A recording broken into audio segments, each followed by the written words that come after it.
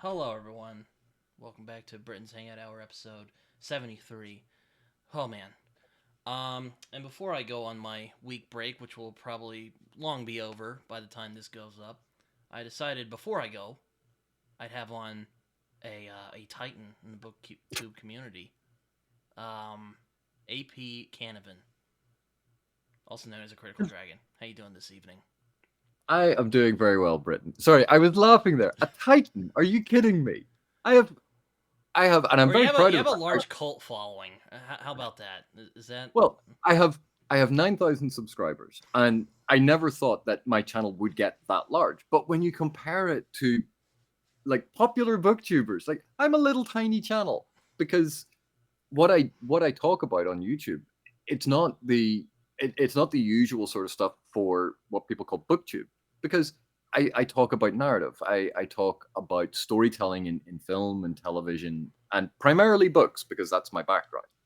But I'm certainly not not an impressive or figure. or well, I mean, I guess you're a titan to me because you have like more subscribers than I do. So all right, you take it up with the algorithm. But how, I am sure that you will end up with far more subscribers than me. I have a very niche thing that I do. that's fair. I mean, and I am honored that you came on my channel.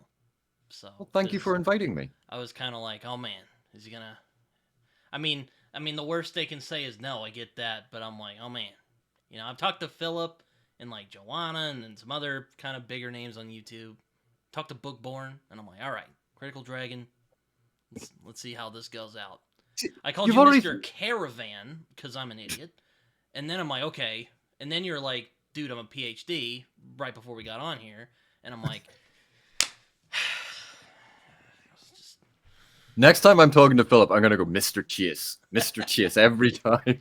but I was gonna mention that, you actually, from what I've heard, this may be true or not. I don't know. I think I've heard you say it though. You actually have a PhD in fantasy literature, so you're actually the Doctor Fantasy. So Well, and take to be that, perfect, Nemesis. I do have to remind Philip every once in a while, just to take him down a peg or two, uh, because it's been a great joy doing like videos and stuff and getting to know and become friends with Philip, because he's such a nice guy. But of course, he's an evil, nefarious nemesis. Um, and his PhD is in medieval literature, which in academic circles is far more impressive than my PhD. But when it comes to talking about fantasy literature, you go, but my PhD is in fantasy literature. So, like, how did you get a PhD for that? Because, like, fantasy and science fiction and other speculative genres are they're kind of on an uphill struggle for like legitimacy. And I've talked to a lot of interesting people on this show. I've talked to authors and booktubers and journalists and other types of people and outsider artists. I don't know if I've talked to, but if there's one thing that's very consistent about people I like talking to, it's people who take speculative fiction very seriously, and that's kind of what your whole channel is about. So there you go.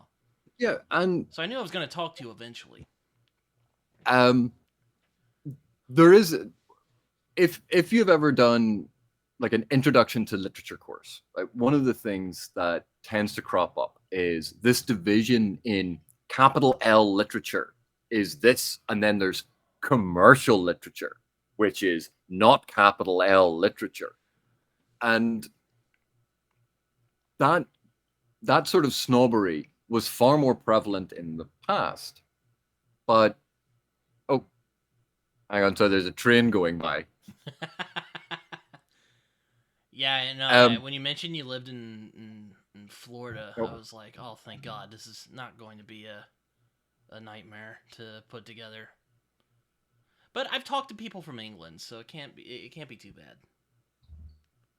um, but there was always this impression about, particularly science fiction, fantasy, and horror, that they were disposable commercial fiction, and that anything worth studying in those genres was the exception.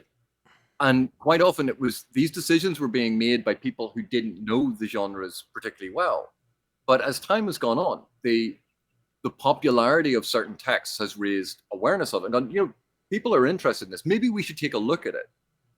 And because of that, incrementally, generation upon generation, work done by scholars in the 60s and 70s, consolidated a position for scholars in the 80s and 90s, consolidated a position for us. And we're reaping the benefits of that now, because a lot of what we talk about actually has a lot more respect, simply because people went before us and fought the extreme prejudice.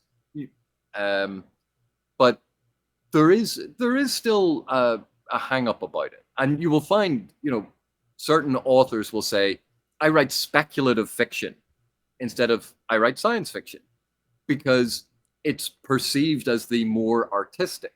Or I write magic realism, not fantasy. And the thing is, like, magic realism is a thing. Like, it is a specific speculative thing. fiction is a nice little catch-all term, though. I don't have as much problems with it as I do with, like, magical literature or graphic novels as opposed to comics.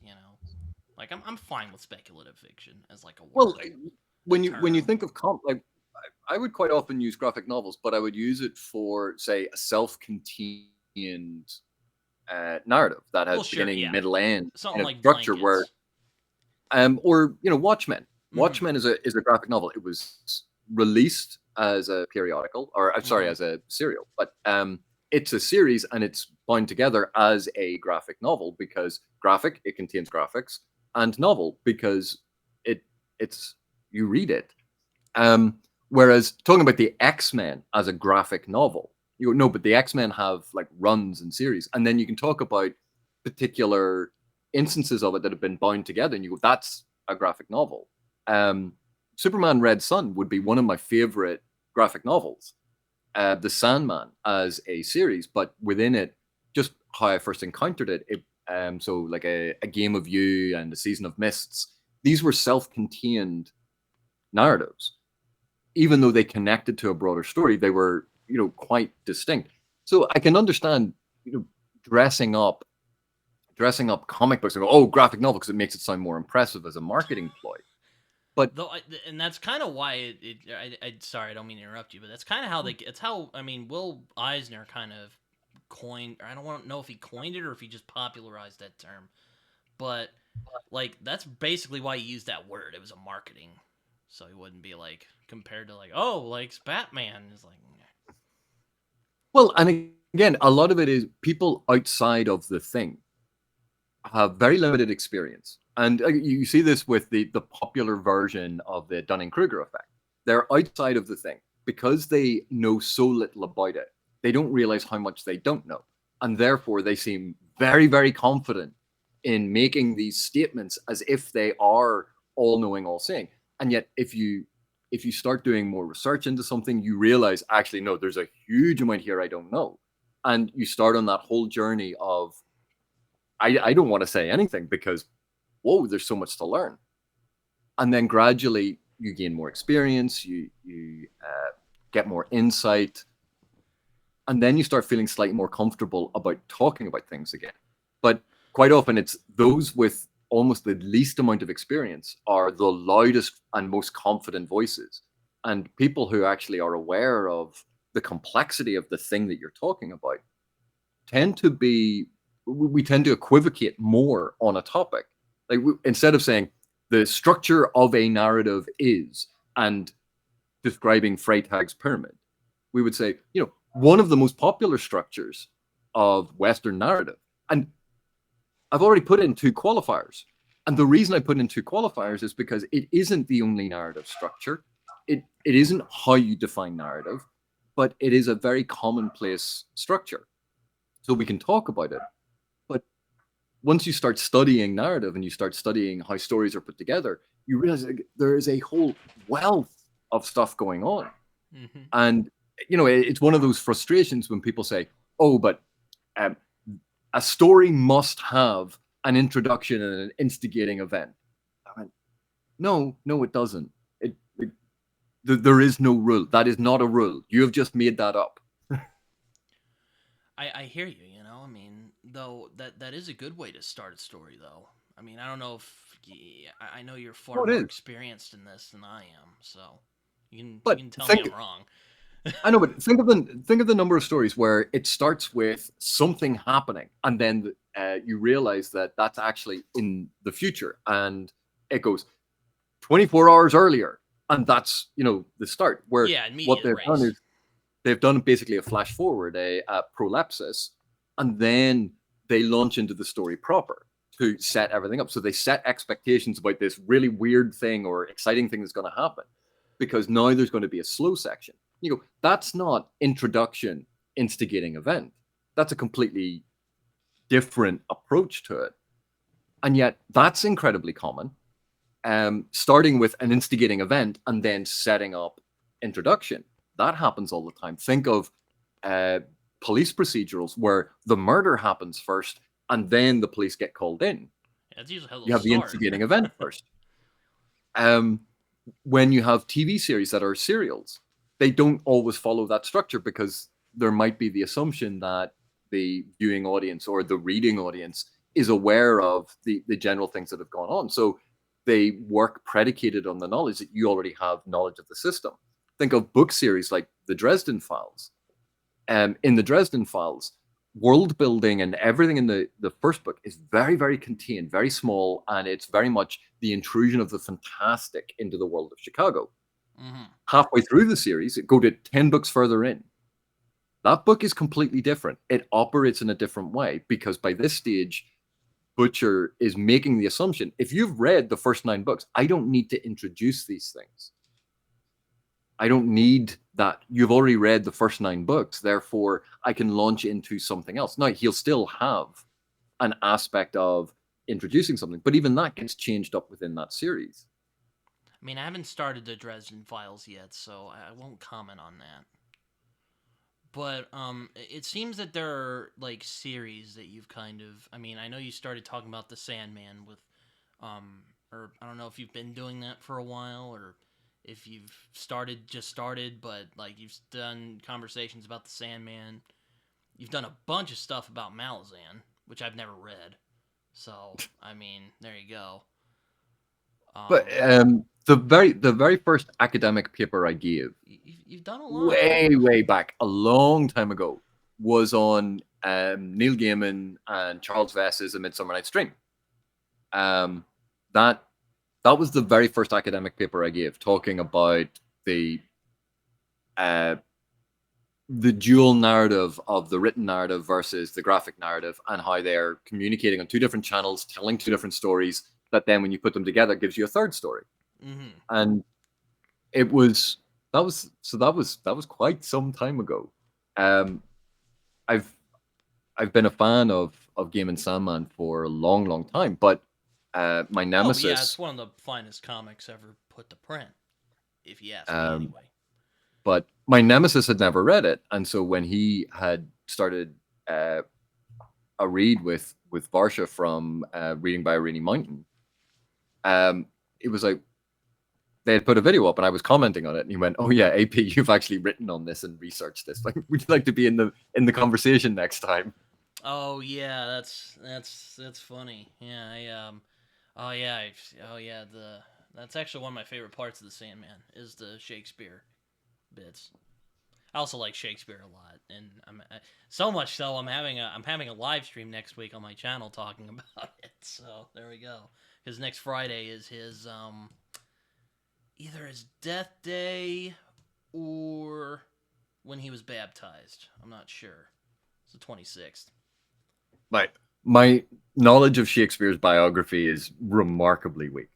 I know it's funny, isn't it? He's one of the most well-known, iconic um writers in the English canon in civil. Well, I mean, in the world, but we don't know when he was born. Like we don't know the exact date anyway, and there's a lot we don't know about him. It's really weird. It's like But a death of the author, you don't need to know the author in order to try and understand the work. well, sure, yeah, I get that, but it's just I just think that's kind of funny, Like don't you ever think about that? Like you ever like you lay awake at night and you're just like, man, is that ever The, happened to the you? The thing that I think is really funny is the number of scholars of Shakespeare that I have met in my life who would have given their left arm for the opportunity to sit down with Shakespeare and talk about his work and ask him questions and get to know who he was. Like they would sacrifice so much for that opportunity. And when we have in today's day and age access to so many different authors, and people are like, oh, but that author's not allowed to talk here, or this is the opportunity to actually talk to the people that create the things. Mm-hmm. And we're trying to police that. Oh, dog went by barking. But particularly with science fiction and fantasy and horror, there are all of these authors who are writing works that are incredibly important, incredibly impactful. And we have an opportunity now, because they're around, because of technology, to actually discuss things with them and get their insight. And yet it leads to almost certain people like digging their heels in and go, no, death of the author. I don't want to hear anything what the author has to say. Only my opinion matters. Well, that's not really what death of the author means. It just means that the author's intention doesn't override everyone else's reading. It's still a reading and an intention that can be valuable for the understanding and appreciation of the work. It's just no longer the definitive reading of the work. Mm-hmm. Yeah, I mean, it's... I mean, one of the things I've had an interest in is, I mean, I wouldn't call myself a scholar, but I mean, I would probably say I'm an autodidact in comparison to you, but I'm quite fascinated by the idea of literature as like a conversation between authors, you know? Like, every author in one way or another is responding to somebody else. I mean, you see this in philosophy, too.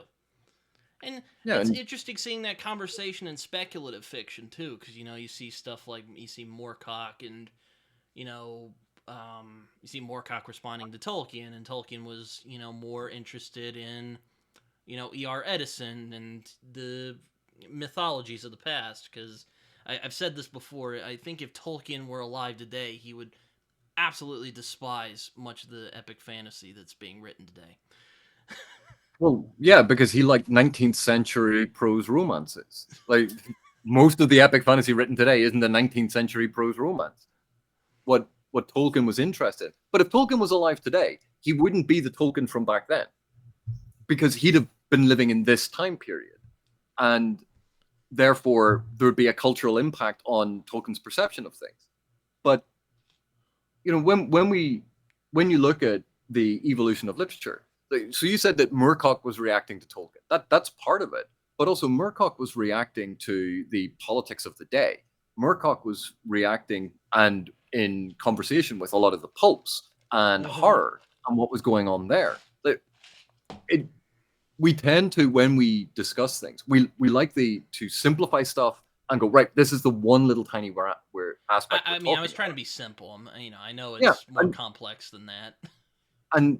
But the thing is, we do this all the time, and it's a bit like when you take an excerpt for a close reading, and you take the excerpt out and you analyze it, and you do this wonderful thing to really engage with the writing on the page. But you always have to remember to put it back, and you have to remember what that context is, where it came from.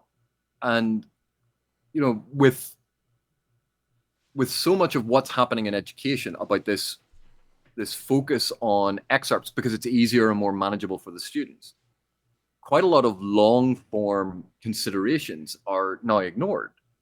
When we talk about the representation of Lady Macbeth in Macbeth, right? So, okay, you can look at the scenes that have Lady Macbeth in it, and that'll give you quite a lot of information. But you also have to look at the scenes where other characters are, because that establishes a baseline about how the other characters are treated. And then you can look at if there's a difference between all female characters, some female characters, male characters, that how Lady Macbeth is represented is going to be dependent on where you've set your comparative baseline.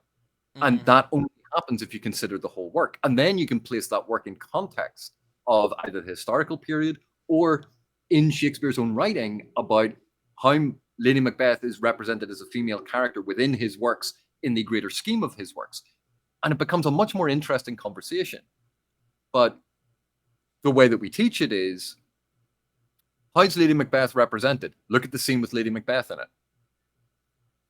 And we forget to put it back in that context. And, we do this with when we do read-alongs. And, I'm engaged with this chapter. Well, I'm going to analyze this chapter. There were chapters that came before this. Like, you have remembered that information.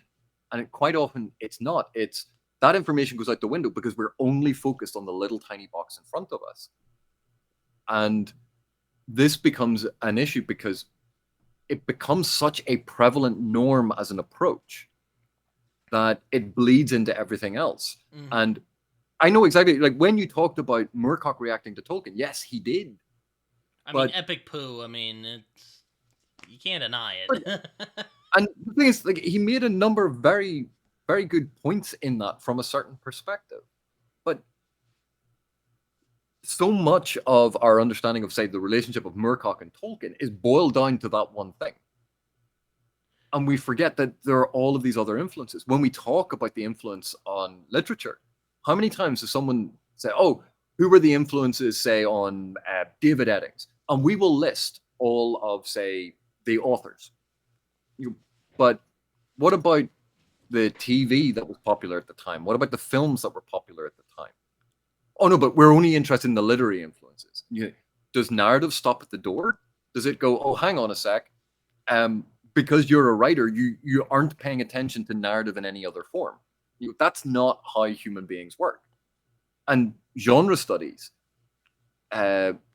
basically grew up, a lot of it grew up with the analysis in film and media studies of the Western, because it was an identifiable genre that developed an extension to the cinematic language that worked in all of these things. And because it was an extant sort of body of work, it could be looked at as a complete genre. And, literature people did what we always did. We stole all of the ideas. And we were shameless about it. But it gave us something to work from. And that, the work done in analyzing film. And that's why, so many times when people talk about film or when they've been educated in analyzing film, the go-to example is always the Western. And why is that? The Westerns aren't popular anymore. Because when people were writing about it initially, those were the formulations. That was the genre to look at. But if someone if film studies didn't exist and we were going to invent it now, we'd probably look at the superhero genre. Mm-hmm. And that would be the formulation because it has dominated a lot of pop culture. And it has dominated a certain form of storytelling, particularly the MCU. And then we would look at the exceptions to it. We would look at the deconstruction of it that we have with Snyder's Watchmen. But obviously that's Alan Moore's deconstruction that Snyder put into cinematic form. But I have to say real quick, again, I don't mean to interrupt you, but I was so it was very cathartic for me when I watched your Rebel Moon rant video, because I absolutely despise Zack Snyder's films. And there are some of them I think are actually, his Dawn of the Dead remake is actually pretty good, and 300 is pretty good for what it is. But the rest of them, I can kind of take or leave. But I hate his films. He is my least favorite filmmaker. I'm obviously not a huge fan of Zack Snyder as a storyteller. I think his best films are ones where he already had storyboarding from another visual medium. Mm-hmm. So 300, Frank Miller's comic book, worked as a storyboard. Watchmen. Moore's they literally used the comic as a storyboard. Dawn of the Dead. You have Romero's film. That these all worked as a way to guide him. Now, that doesn't mean that he has no talent.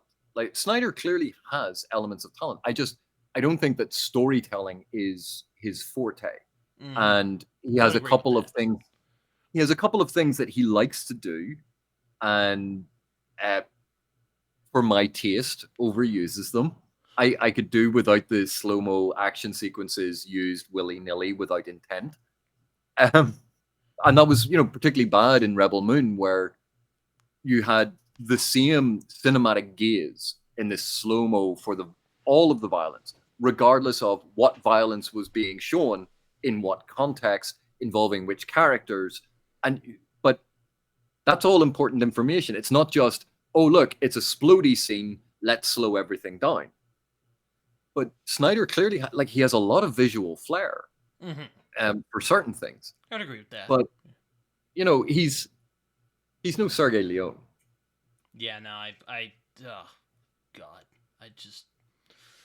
I don't want to go down that rabbit hole today. Because, but I did want to... It's funny you mentioned that, because I just watched... I did want to express my heartfelt appreciation that you made that video. Because, my God, I don't like Zack Snyder's movies. I watched Rebel Moon Part 2. Oh, geez, why would you do that to yourself? It's slightly better than Rebel Moon Part 1. I mean, is that really saying much, though? No. That it is slightly better than my opinion of the first film. But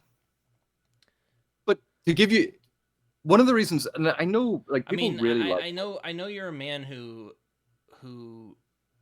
is very much into detail, because my God, you have a video about fantasy swear words, okay. Though I have to say the best swear words I've heard in a fantasy series is the Baz Lag books, God, Shit, and Spit. I love that. By Jabber, good stuff like that. That's just the best. What can I say? but again, China Mieville is absolutely brilliant. He is not only an incredibly intelligent man, but a very talented man and a very nice man. He's all round a nice person, as well as being very talented and very, very intelligent. So of course I hate him. He really is. He really is lovely. No. He is lovely, but he's one of those people who's too good to be true. So there must be some nefarious purpose somewhere. But it's one of the things that, of course, the nemesis. But one of the things that Mieville understands, he understands how swearing functions, and that's when people. Wait, did you bring that up? Because I didn't watch the whole thing, unfortunately, because there's so much booktube content out there. So I mean, I'm sorry, but I feel bad now. It's quite all right, but I liked what I saw, and I think I even said China Mieville, Baz Lag, because I can't shut up about Pretty Hill Street Station, unfortunately, to my friends. Understanding why people swear and how they swear is actually quite important when you're making up fantasy swear words. Mm-hmm. Because if you have a secondary world and there are no gods, it's an entirely atheist existence, and they go, oh, God damn it. Yeah, God doesn't exist, damn doesn't exist. Why are they swearing that way? It sticks out. But if it is an atheist reality because they have killed God, or they have killed their gods, then suddenly there might be a taboo about talking about that religious aspect from the past, and therefore you can understand the rationale for why someone would swear that way, because there's an element of taboo. If there's a seafaring nation, you would expect swear words and phrases that are going to evoke aspects about the power of the sea, because that's going to be a common language and it's something that is powerful and frightening. Therefore, if it is power and it can be frightening, that might be something that you wish to evoke because you're demonstrating that you're spitting in the face of it, or it's something you want to evoke because you want that power on your side. So again, understanding how and why people swear, and that it's not the same in all circumstances, is really important when you're creating fantasy swear words. And so that they feel authentic, because you can take a very silly word like flurble. Flurble? Is that an actual word? Flurble? No, well, it's my go-to silly word for just making stuff up. Okay. But if you use flurble, I am going to flurble you up. No, that doesn't quite work. And you go, why? Well, there's a lot of syllables in that. We want something shorter and sharper and more Anglo-Saxon sounding. So we wouldn't use flurble in that sense. And it's, you start thinking about how we swear. and that actually leads you to use things in an interesting way. And then when you are reading fantasy or science fiction and they have a really cumbersome swear in it, you go, you didn't think this through, and it sticks out. That's one of the things that trips us up, and it's because there's a whole rationale and psychology and setting taken into account to make swears feel natural. So I'm guess. So have you met China Mieville? Yeah, he's a very nice guy. Damn. You know, I have my list of like authors I would love to talk to at some point. He's definitely on there because I'd love to poke what's going on in that brain of his. Even though I've had friends who are like, "Dude, are you crazy?" Like, I'd be terrified talking to him. But you know, I think they were Authors being are people. facetious. Authors are people, and like one of the conference I go to in Florida, the International Conference for the Fantastic and the Arts. Every year there's usually like 40 to 60 authors, if not more.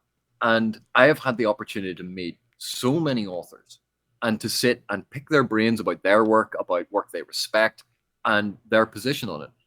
And quite often, the perspective that an author has on even like on the genre is different to the perspective that an academic has, because we study it as literature. They're looking at it as an expression of their craft.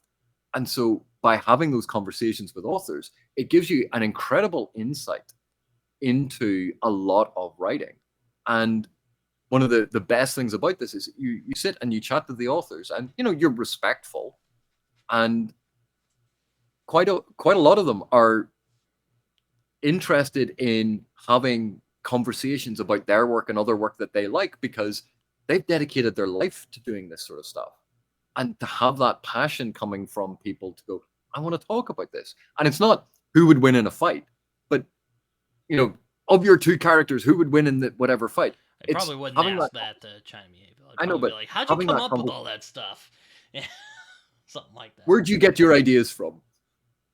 Yeah, I know, the most cliched thing you can ask an author. Like, where do you get your ideas from? Some of them have some very witty answers to that question. Yeah, some of them have some very rude answers to that question. Well, yeah, I've sometimes just asked like some authors I've met who just to kind of, just be kind of funny, and they're like, "Well, I fucking thought it up. All right, that's your answer." But even then, where they got the idea from, that is, ideas are a dime a dozen. It's how they've expressed the idea, how they've developed the idea, how they blended it into their work, how they made it emotional, how they made it resonant with who we are today. Those are really engaging aspects of it. Where they got the idea from, like that tells us so little, because that's the little tiny germ and seed at the very, very beginning of a much bigger and more interesting conversation that has detail in it and wonderful depth.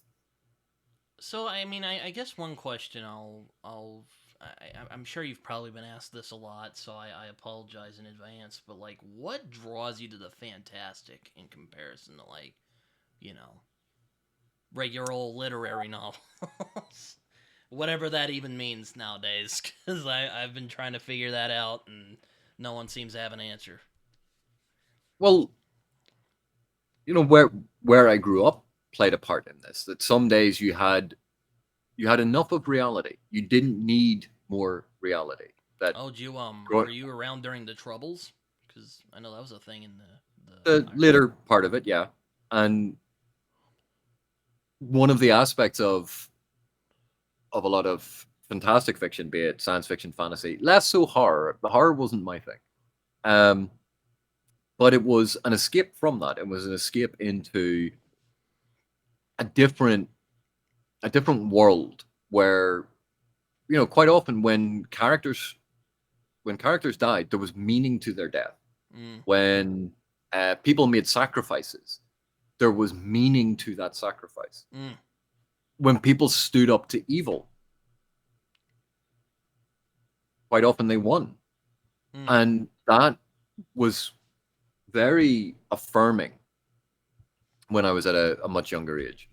But obviously, like, I studied classic. Like I studied literature. I did my Hey, and it undergrad. doesn't. I mean, I grew up reading like illustrated classics when I was a kid, so I mean, you know, I like classical literature as much as the next guy. I mean, there's even classical literature out there that you could probably get away with calling it fantasy. I mean, you know, is Paradise Well, Lost a definitely. fantasy?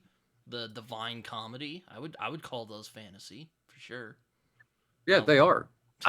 But and again, we can go back to that discussion we had at the very beginning about people using terms to separate out. Go, oh, but that's an exception. When I'm talking about fun, I'm talking about the farm boy going on a quest. You go, statistically, there are very few farm boys go on quests, and yet that's the prevalent view of what fantasy is. You know, but that's not it. Or when someone talks about science fiction, you go, oh, it's all just spaceships and robots. That's a very narrow perception of what science fiction is. Whereas if you talk about Fahrenheit 451, oh, but that's a dystopia. it's still science fiction though. It's science fiction. Brave New World. Oh, but that's different. 1984. Oh, but that's different. And it gets to a certain point where you go, right, you have to admit, with the number of exceptions that are mounting up now, either your definition is wrong, or no, there's no other way out of this. Your definition is wrong if you have to keep making all of these exceptions. Like I just gave up. You're like, you know what? That's how But it is. and that's the thing. It's a bit like the rules for writing, where someone says you must, like, this is a concrete rule in writing, and then you start listing off all of the exceptions to it. If there are that many exceptions, the rule is wrong, because you can't have a rule that is outweighed by all of these exceptions. You can have a general principle that has a number of applied cases, niche cases, and contra cases, but you don't go, this is the rule, except in all of these circumstances. You go, then your rule is poorly formulated. And instead of reassessing the rule to come up with a better articulation or something that's getting to a more foundational point, it's no, we're just going to insist on the rule and we're going to apply it without any thought. And people do that with genre definitions. People do that with their perceptions of lots of things. Whereas quite often, all we need to do is think about it and go, I keep coming up with all of these exceptions. Maybe my point is wrong. Like someone quite recently on one of my videos said, oh, modern Hollywood is terrible and they haven't done a single good remake or adaptation. Oh God. But then people just started listing them. Like in the last 10 years, like here's all of these things. And it's not that Hollywood isn't making bad stuff, but Hollywood has always made bad stuff. Like that hasn't I changed. think it's because we have more like noisy critics who just critics, I use that very loosely, who just like blast stuff to smithereens without really. There's a lot of shallow criticism on the internet, and you know people just like to lop it up, and that's just one of my. I won't get into that, but you're opening the door there. And I'm sympathetic to it because not everyone can spend the time researching all of these things. And that's perfectly understandable. Not everyone does. But if you don't have the background knowledge, then why make a declarative statement about something that you don't know about? That's where we get into trouble. Because, well, I'm entitled to my opinion. Well, yeah, everyone is entitled to an opinion. Although Harlan Ellison once phrased it, you're not entitled to your opinion. You're entitled to an informed opinion. Yeah, I was about to mention Harlan Ellison. I'm like, yeah. And in a lot of respects, he has a point, because if we democratize everything and say that everyone's opinion is equally valid, you go, well, that doesn't work because we're ignoring specialism, expertise, and people with extra knowledge. Surely, no, it doesn't mean that they are always right. But think about it as a statistical probability. Someone who has a huge amount of experience analyzing literature, are they more or less likely to be right in their interpretation of what is on the page? Statistically speaking, they're more likely to be right. Doesn't mean that they always are. It's not a guarantee. Someone who has never read anything in their life, tell me the meaning of this. Statistically, are they likely to be right? You go, no, they're statistically unlikely to be right. But it doesn't mean that they are always going to be wrong. I mean, Harold Bloom liked Tolkien, so he wasn't completely. I mean, it's funny I compare Harold Bloom and J.R.R. Tolkien a lot because I think they're both similar in the way that they're both very brilliant at what they do. They were just very snobbish. Crusty old men. Yes. grumpy older gentlemen. Some of us became grumpy at a much younger age, and we just went, we'll just lean into it. I mean, hey, Tolkien, I was making a video the other day about, my kind of thoughts about the state of fantasy. And I've wondered if it's in an identity crisis, because maybe it's just the fantasy I read, but I noticed that we still haven't seemed to, move on from that Tolkien and Howard model of fantasy storytelling. Not that those are bad things. But Tolkien and Howard are completely different models of storytelling. Well, yes. Well, yeah. So, it's just... so that's already, so there's already two different approaches.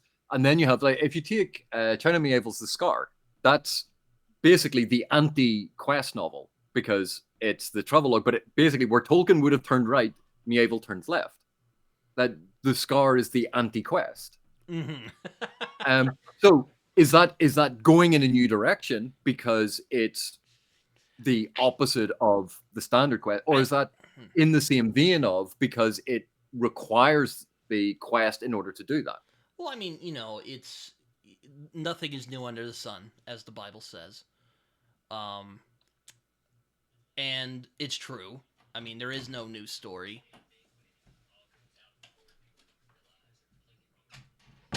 Sorry about that. Oh God, what was I saying? Oh yeah. Yeah, no, it's weird. But I know. I mean, it's not like I have a issue. I like Tolkien. I like Howard a lot. I think it's good to take inspiration from them. And as I mentioned in the video, it's even more irritating when I see people on BookTube or authors talk about Martin and Abercrombie, as good as they are, being the people what Tolkien and Howard are, because it's they're not really. It's they don't really take into effect who inspired them. They're just kind of interested in, But I'm sorry if that doesn't make sense. It sounded better in my head. But the thing is, we go to our main examples for the things that really affected us. Mm-hmm. But if you want to talk about Tolkien and Howard, they did all of this, you go, well, why aren't we talking about, say, William Morris, who, and the Pre-Raphaelite Brotherhood? Well, I haven't read any of those guys. Because they inspired Tolkien. So why are you talking about Tolkien when you should be talking about them? Why aren't you talking about Dunsany? Because, and we can always go back. We can go back and back and back because there is no text. There is no origin point. Because what we talk about as genre, they coalesce around concepts that evolve over time. And then we find outliers. Brian Aldiss made the argument that Frankenstein is the first science fiction novel. And it depends on how you define science fiction. Because you could go back and it's it was a Greek story, and it was about going to the moon, and they had these Lucian's True History. Mm-hmm. And they go to the moon and they're aliens and they're all of these weird things. Why isn't that the first science fiction story? Depending on how you define the things and depending on what you know about the evolution of things. But of course, Aldous made a very strong argument in Million Year and then Billion Year Spree. I think he did an updated edition, Trillion Year Spree. But he made that argument that Frankenstein is the first true science fiction novel, and yet we could look at Frankenstein and go, but it's a Gothic story. It's in the Gothic tradition. So why are you singling it out as science fiction? Well, he does bring a creature back to life using electricity and find me the quotation. No, find me the quotation in Frankenstein where it says he uses electricity. haven't read Frankenstein in a long time. All Well, right. email me it. You go through your copy and find that, because Victor Frankenstein studied alchemy, and then he went and he was inspired by all of these things that they did with electricity, and then he creates the monster. We don't see how he creates the monster. Did he use alchemy combined with electricity? Did he try electricity? It didn't work, and he ended up finding some alchemical thing. We don't know. It's not in the text. What we all imagine about him using electricity to animate the monster comes from film. That's in the films. That's not in the book. I was about to say, I might be getting mixed up with the film, because that's happened. And Frankenstein the book is far different than the movies are. Most of them, yeah. But it's the same with Dracula. I remember I was teaching Dracula because, Bram Stoker, Irish author, from a certain time period where he would be also a British author, but Anglo-Irish author or Irish author who writes in English. But in Stoker's Dracula, I said, what happens to Dracula when he walks out into sunlight? And of course, my class went, oh, he bursts into flames. Really? Go to the scene where Harker spots him in London in broad daylight. Yeah, and you wearing like a top hat though, or am I thinking of the Coppola movie? But the Coppola movie actually has that scene from the book. But Dracula can walk around in sunlight. The whole Dracula being burnt by sunlight was in the movies. Vampires bursting into flame in sunlight was in the movies. And it started, I think, with Nosferatu, the ripoff of Dracula. Yeah, because they couldn't get the rights. But in the book, Dracula can walk around in sunlight. But everyone remembers Dracula bursting into flames in sunlight because of the movies. Fair point. I saw Bookborn's video the other day. I don't know if you watch Bookborn or I don't know how much BookTube you watch, but she made a video about how the bigger points that are being made in fiction that we enjoy has kind of gotten lost over time, and that's a subject that's interested me as well as frustrated me over time, because when things get popular, you notice that some things get lost over time. I mean, I've seen it with like Watchmen and Lord of the Rings and Game of Thrones. I mean, I could go on, but I thought it was an interesting, and also was because I had her on my podcast a while back. I thought it would be an interesting topic to do a video on at some point. But what's the thesis of the argument? The thesis is that there are more nuanced, deeper, more complicated points than in like stuff like Game of Thrones or Lord of the Rings, or I don't know if she's read Watchmen. I don't think she's read Watchmen's just an example I made because it's happened. But people tend to remember the like real popular like image, like the popular image of like Middle Earth, or a popular image of Westeros, or a popular image of Watchmen, and they think it's just that vibe, that's what it's all about. Like in Tolkien, like a lot of people think of like Middle Earth as like this great place, and I mean, hey, I would hang out in the Shire, don't get me wrong. But there's also a lot of darkness in Tolkien too. It's that's also my criticism of Moorcock's Epic Pooh, is there is darkness in Tolkien. Like Sauron literally tries to commit genocide against the hobbits. And the allies commit genocide against the orcs. And the Sauron tried to rule Middle Earth to make it an ordered place according to his view of order, but the allies commit a genocide on the page. They send in the Huron to kill all of the orcs after the Battle of the Hornburg. They wipe out a sentient sapient species. We've seen orcs that could speak multiple languages, have reasoning, and we're told that they are slaves to Sauron, that they are forced to do this. And the allies, after beating them, massacre them all. But it's always presented as a good thing, because Tolkien was very clear about who the good guys were and who the bad guys were. And of course, Tolkien's the problem with orcs, like Tolkien referred to it, because this was a moral problem within his writing. how can someone have free will but be intrinsically evil and you cannot save them? Or do I remove their free will, in which case, then they can just be instruments of evil, but then they're not full people. And he struggled with this because the orcs have personalities. When we have that argument between the orcs, the Uruk-hai, and the Mordor orcs about Merry and Pippin, about where they're going to take Merry and Pippin after capturing them. And we have that argument between the different orc factions. They have their own culture. They have their own language. They can argue in multiple languages. That's an intelligent, sentient race. But when the allies wipe them out, the Ents shepherd the trees down, and all of these orcs are just wiped out without a trace. We're meant to celebrate that because the orcs are evil. And that's because of a simplistic binary of good versus evil that Tolkien was weaving into the world. It doesn't mean that evil doesn't exist or darkness doesn't exist, but it means that there are clearly delineated sides of good and evil.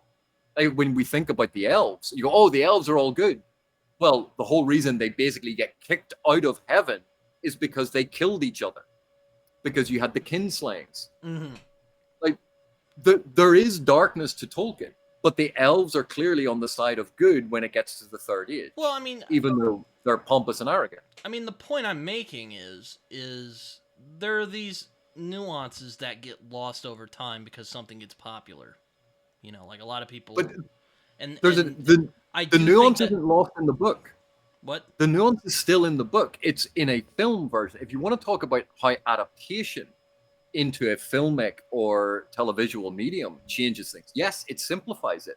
But you're moving from a book reading audience into a filmic or televisual audience, which is a completely different demographic with a completely different type of literacy. Mm. And it's a different type of storytelling. And therefore, you concentrate on different things. The purpose of the medium is different, even if it ultimately is about entertainment. And so in translating a text from written form into filmic, you are going to change things. You have to change things. June's a perfect example. And I'm not trying to sound like Peter Jackson and crew did. I mentioned this in my last podcast I did. I mean, they had the unenviable task of taking this series that was called unfilmable for a very long time, and they did it. Like they made them into films, and very good films at that. But I mean that's not the point I'm getting at, though. That's a whole different can of worms. Yeah, and again, like Jackson had the advantage that Bakshi had already done it, and Rankin Bass had already done it, and Jackson wasn't the first person to adapt The Lord of the Rings. Well, yeah. And there are shot for shot comparisons you can do between Bakshi and Jackson and go, oh yeah, Jackson did all of this. And you're like, it's a shot for shot comparison. Or Baski's version, or as I like to call it, Lord of the Rings as imagined by Frank Frazetta. But still fun though. It's actually, there's some good stuff in there though. I think John Hurt as Aragorn is actually pretty good. I like him a lot, even though I love Viggo Mortensen a lot. So there you go. But the issue, it's when we talk about nuance is being lost. You're like, it's not. It's just different works, or that nuance is still in Tolkien. Like you can read the books, the nuance is still there. You can find books being published today that still have that level of nuance. Mm-hmm. But if you go to fantasy being published in the 80s and 90s, where you had a lot of franchise fiction being published, that's all rubbish. Yeah, but that's also when a bunch of other things were being published in fantasy, and it's mistaking the wood for the trees or the trees for the wood. Like there's so much going on, and when we identify key texts that have impressed us or have reached a certain level of cultural awareness and import, we naturally use those as comparators, and people are influenced by them. Like Terry Brooks and Robert Jordan. Look at the first books of their very popular series that were unashamedly drawing very, very heavily from Tolkien. But what they did with their series afterwards diverged into a different direction. they developed the Wheel of Time goes in a different direction. But it is ridiculous to argue that the Eye of the World is not heavily influenced by Tolkien. When you look at the narrative events, the formation of the party, who the different characters are, there's so much Tolkien there. But what Jordan did with the series afterwards, just because an inspiration is there or an impetus is there, Jordan develops it afterwards into his own thing. Terry Brooks did exactly the same thing with Shannara. And then, I don't want to sound like there isn't good fiction that hasn't been inspired by someone like Tolkien or Howard, because that's definitely, there are definitely good stories that have been inspired by them, like, Elric, or The First Law, or Game of Thrones. I could go on. But I guess is that there's still that popular conception of fantasy as like the pseudo medieval world, and and there's definitely, I think, it's hard to put into words. But when we think about, so obviously one of the big things that we can generalize about fantasy is usually set in a sort of past time period, or at least past technological period. It's not true of all fantasy, and there are so many exceptions to this, which is what I was talking about exceptions earlier, like urban fantasy, fairy tale. Like there are a lot of urban fantasies and fairy tales that are modern day retellings and modern day settings. I'm reading Jonathan Strange and Mr. Norrell right now as we speak. So. And you can look at Naomi Novik's Tremorare, I can never say the name of that book, but His Majesty's Dragon or something is the first book. But that's set during the Napoleonic Wars with dragons. That's fantasy. That's not medieval. But the idea of setting things in the past where you want to have people hitting each other with swords, what do audiences know about? Okay, there's a popular conception of this in the pseudo-medieval time period. But right, so I'll use that because I want people with swords and bows. That's what I'm going to have them use. So it's a level of technology. But that's not evoking medieval Europe. But if you want to set it in pseudo-medieval Europe, there's a whole lot of other things. And, we don't have the same complaint about, oh, look, historical fiction, and they're rewriting Caesar and Rome again. Oh, look, they're historical fiction. Oh, well, it's focused on... I think it's because historical fiction is based on stuff that actually happened. Fantasy... So it's lazy. Well, I didn't say that. You can be lazy, though. So I did. So I am technically saying it now. But,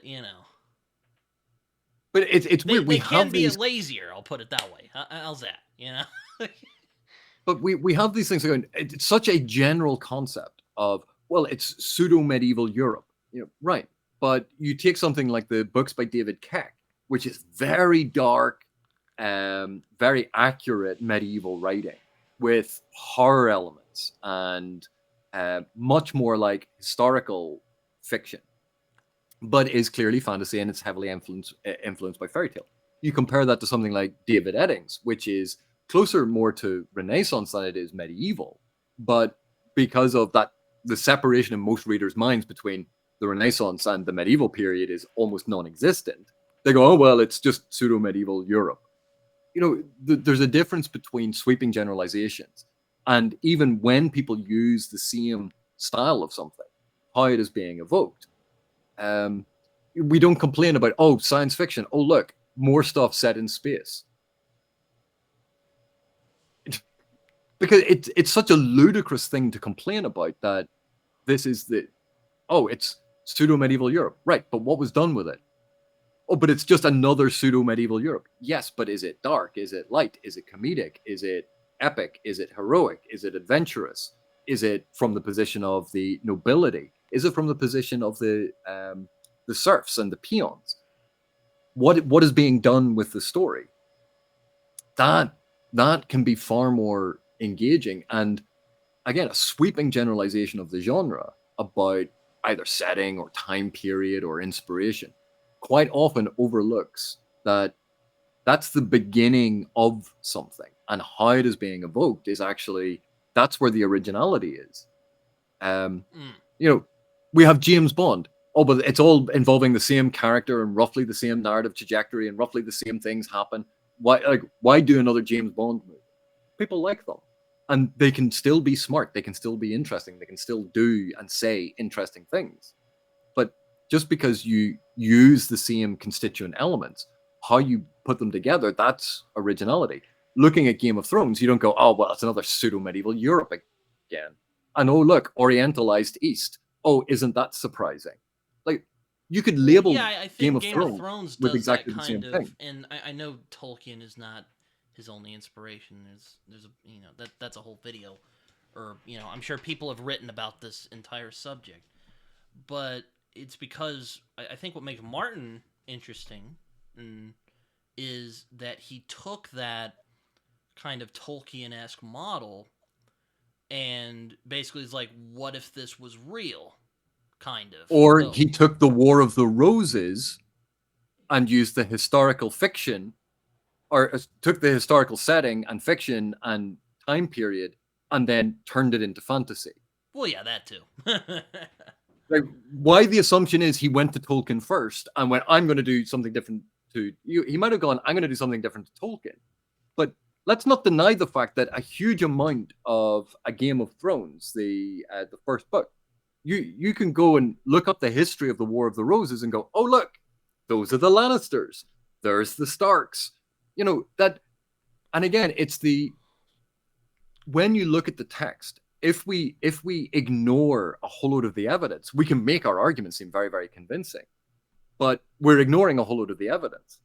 And it's not that it can't still be an interesting point, but it weakens our argument if our argument is, oh, well, he was doing something different. You're like, no, he's doing the same thing that all authors have done. You mentioned Harold Bloom earlier, the anxiety of influence. That we're affected by what came before. And I'm not saying that's a bad thing.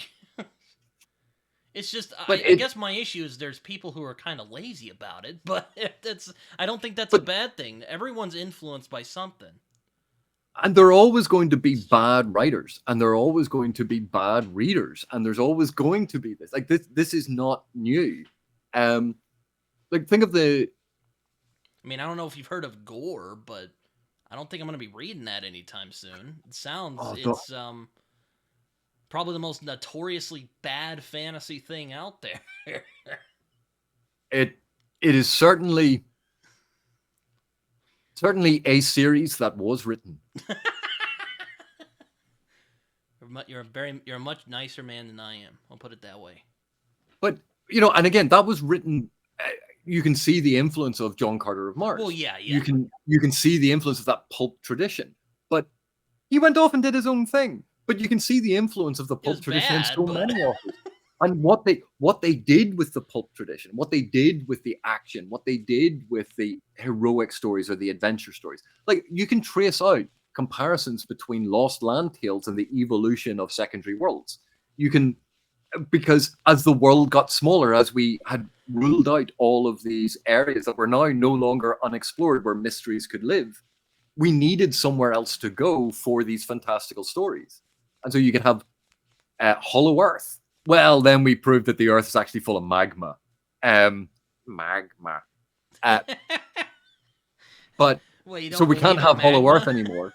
We can't have the Lost Land because we've discovered everything. Oh, fairy. Well, I want to make it more solid than fairy. Fairy's quite dreamlike. What if I made it a different place? So you have the planetary romances, and then you have, well, let's just make it a fantasy world. But even Tolkien said it in a version, a very heavily tilted version, but a version of Earth, because hobbits still exist when Tolkien is writing and they hide from the big people. That's in Concerning Hobbits. It's meant to be our Earth. He wasn't even designing a secondary world in some respects. But we read it as secondary world because that evolved as a technique post-Tolkien. And it makes more sense to read it as a secondary world. I mean, would you call the King of Elfland's Daughter, which I haven't read, but I hope to soon, because I actually own it. Would you consider that a secondary world? Or... Well, is fairy part of Earth, or is it a different dimension? How are you defining it? I don't know. I haven't read it. But when you think of fairy, is it connected to, and does that make it part of Earth? Is it separate to Earth? Is it a different dimension? Like, again, a lot of it comes down to So how you're the saying there's reader, different angles. yeah, how a Different reader angles aplenty. how a reader interprets something is always going to be based on what the reader already knows, what they've been exposed to, what they've already researched or seen. These things influence how we see stuff. And I think the King of Elfland's Daughter would be seen very much as being set in our world, but fairy is connected to our world. But it is an extant, it's a different place. It operates with different rules. Because we see that in mythology. A lot of Celtic mythology, you have like fairy is a different place, like Tir na Og. But even in a lot of the Arthurian myths, going to Avalon, was Avalon a real island, or was it a mystical, magical island that faded into different dimensions? That it all depends on what the author does with it. I'm still thinking about gore. Oh man, that'll be a nice. That's a deep cut. Good. You should try and find some of the. No, actually, if you put some of those covers up, you'd probably get booted off YouTube. Get flagged, yeah. Oh my god. Oh man. Pulp has its charms, man, and there are good pulp writers too. Robert E. Howard, Fritz Lieber, however the hell you're gonna pronounce that, because I don't know at this point. And Michael Moorcock to a lesser extent, even though he went into a postmodern direction. But all of the literature, let's instead of literature, because the loaded terminology and people argue about it. But when we talk about narrative is so broad and encompasses all of these different things to entertain or engage or affect readers in different ways at different stages of their life for different purposes.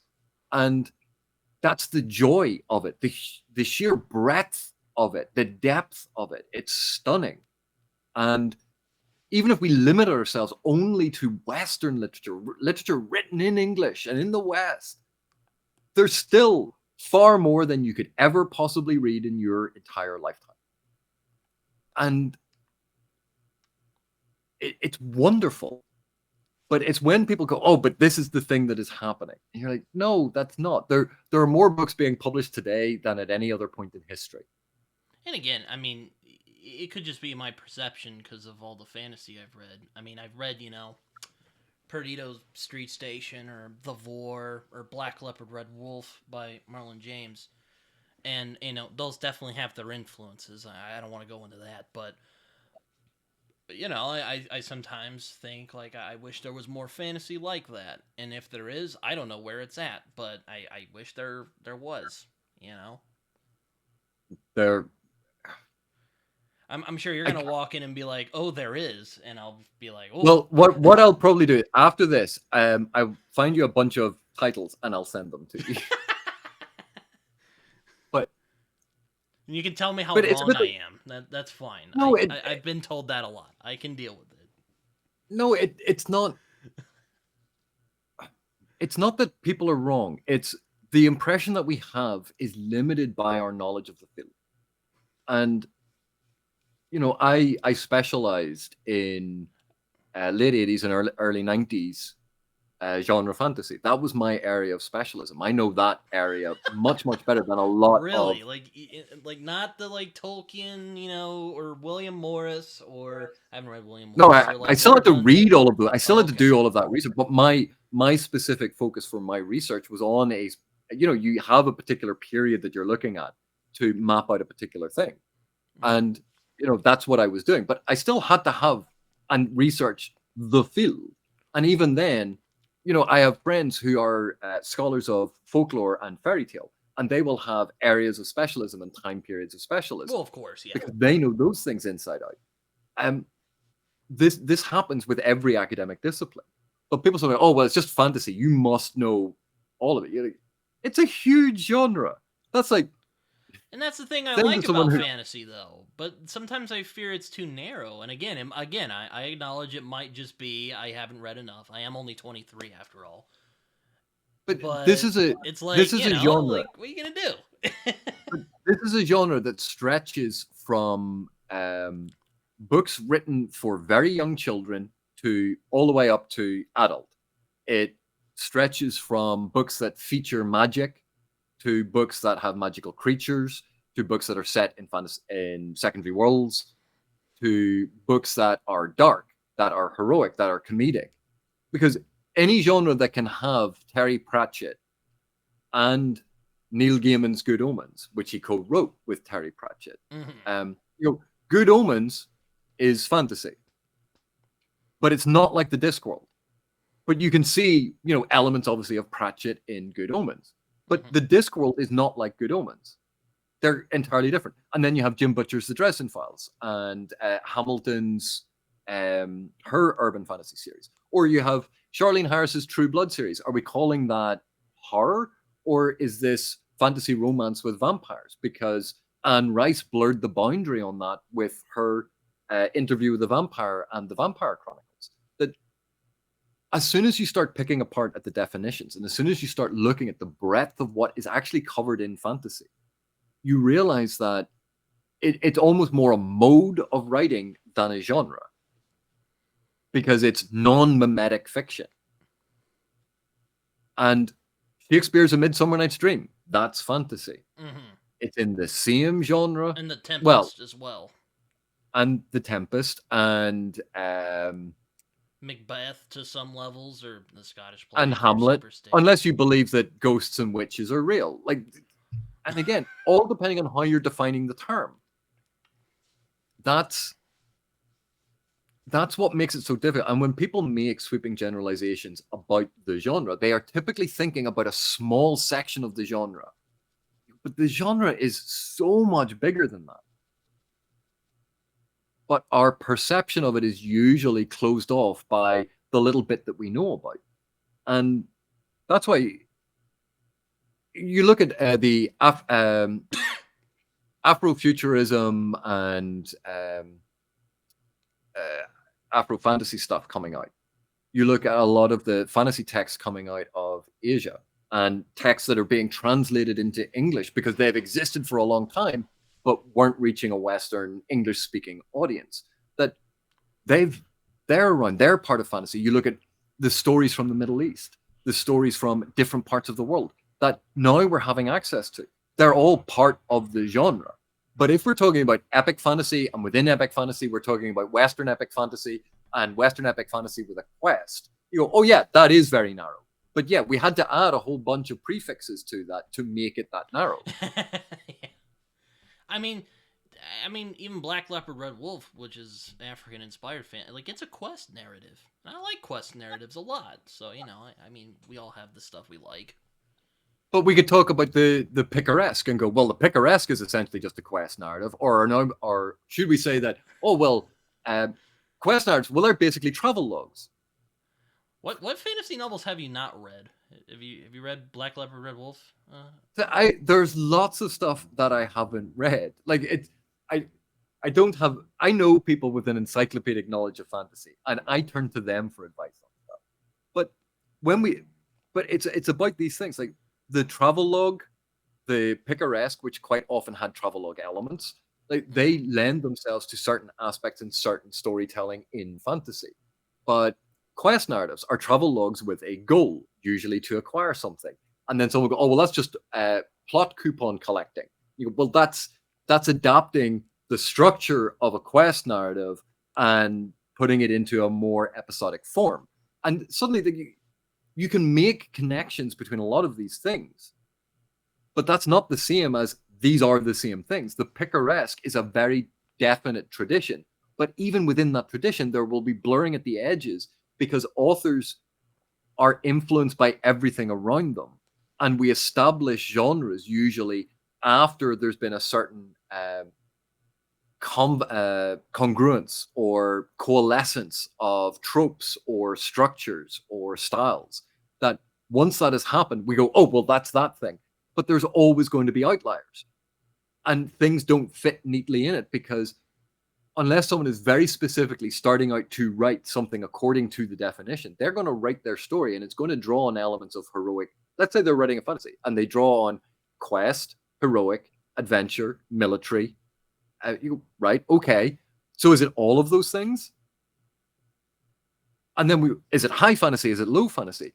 there's huge overlap and intersection between a lot of the terms that we use because we're trying to emphasize certain aspects, but they're not definitive categories. They're not boxes that the text can't escape out the side of. These are, Brian Atterbury describes it as a fuzzy set, that we identify a key text in the middle and then things that are like that coalesce around it, and we call that then, that's that set. That's what we're going to call either this subgenre name. But then after a certain amount of time, people might get tired with an evocation of that and will look for a deconstruction of it. And then you'll have a whole sequence of deconstructions of that thing. And eternal recurrence, might I dare say? Wink, wink to anyone who knows what that is. But this is the rise and fall of genre, the rise and fall of popularity. And it's ongoing. But we are looking at it from a very specific moment in time and from a very particular perspective. And quite often that blinds us to everything that has happened before and everything that's going to happen again. I know, it's a lot to take in. That's a lot to take in. Is there another train passing? Okay. But yeah, no, it's I mean even see this in comics too. I mean, I can't hear you while the train's going. Oh.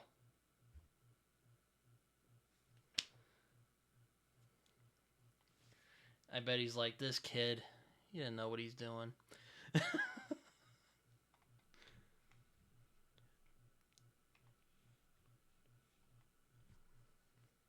This poor fool. I mean, I'm going to try and cut myself some more slack here. I am only 23 after all. I wonder if he can hear me now.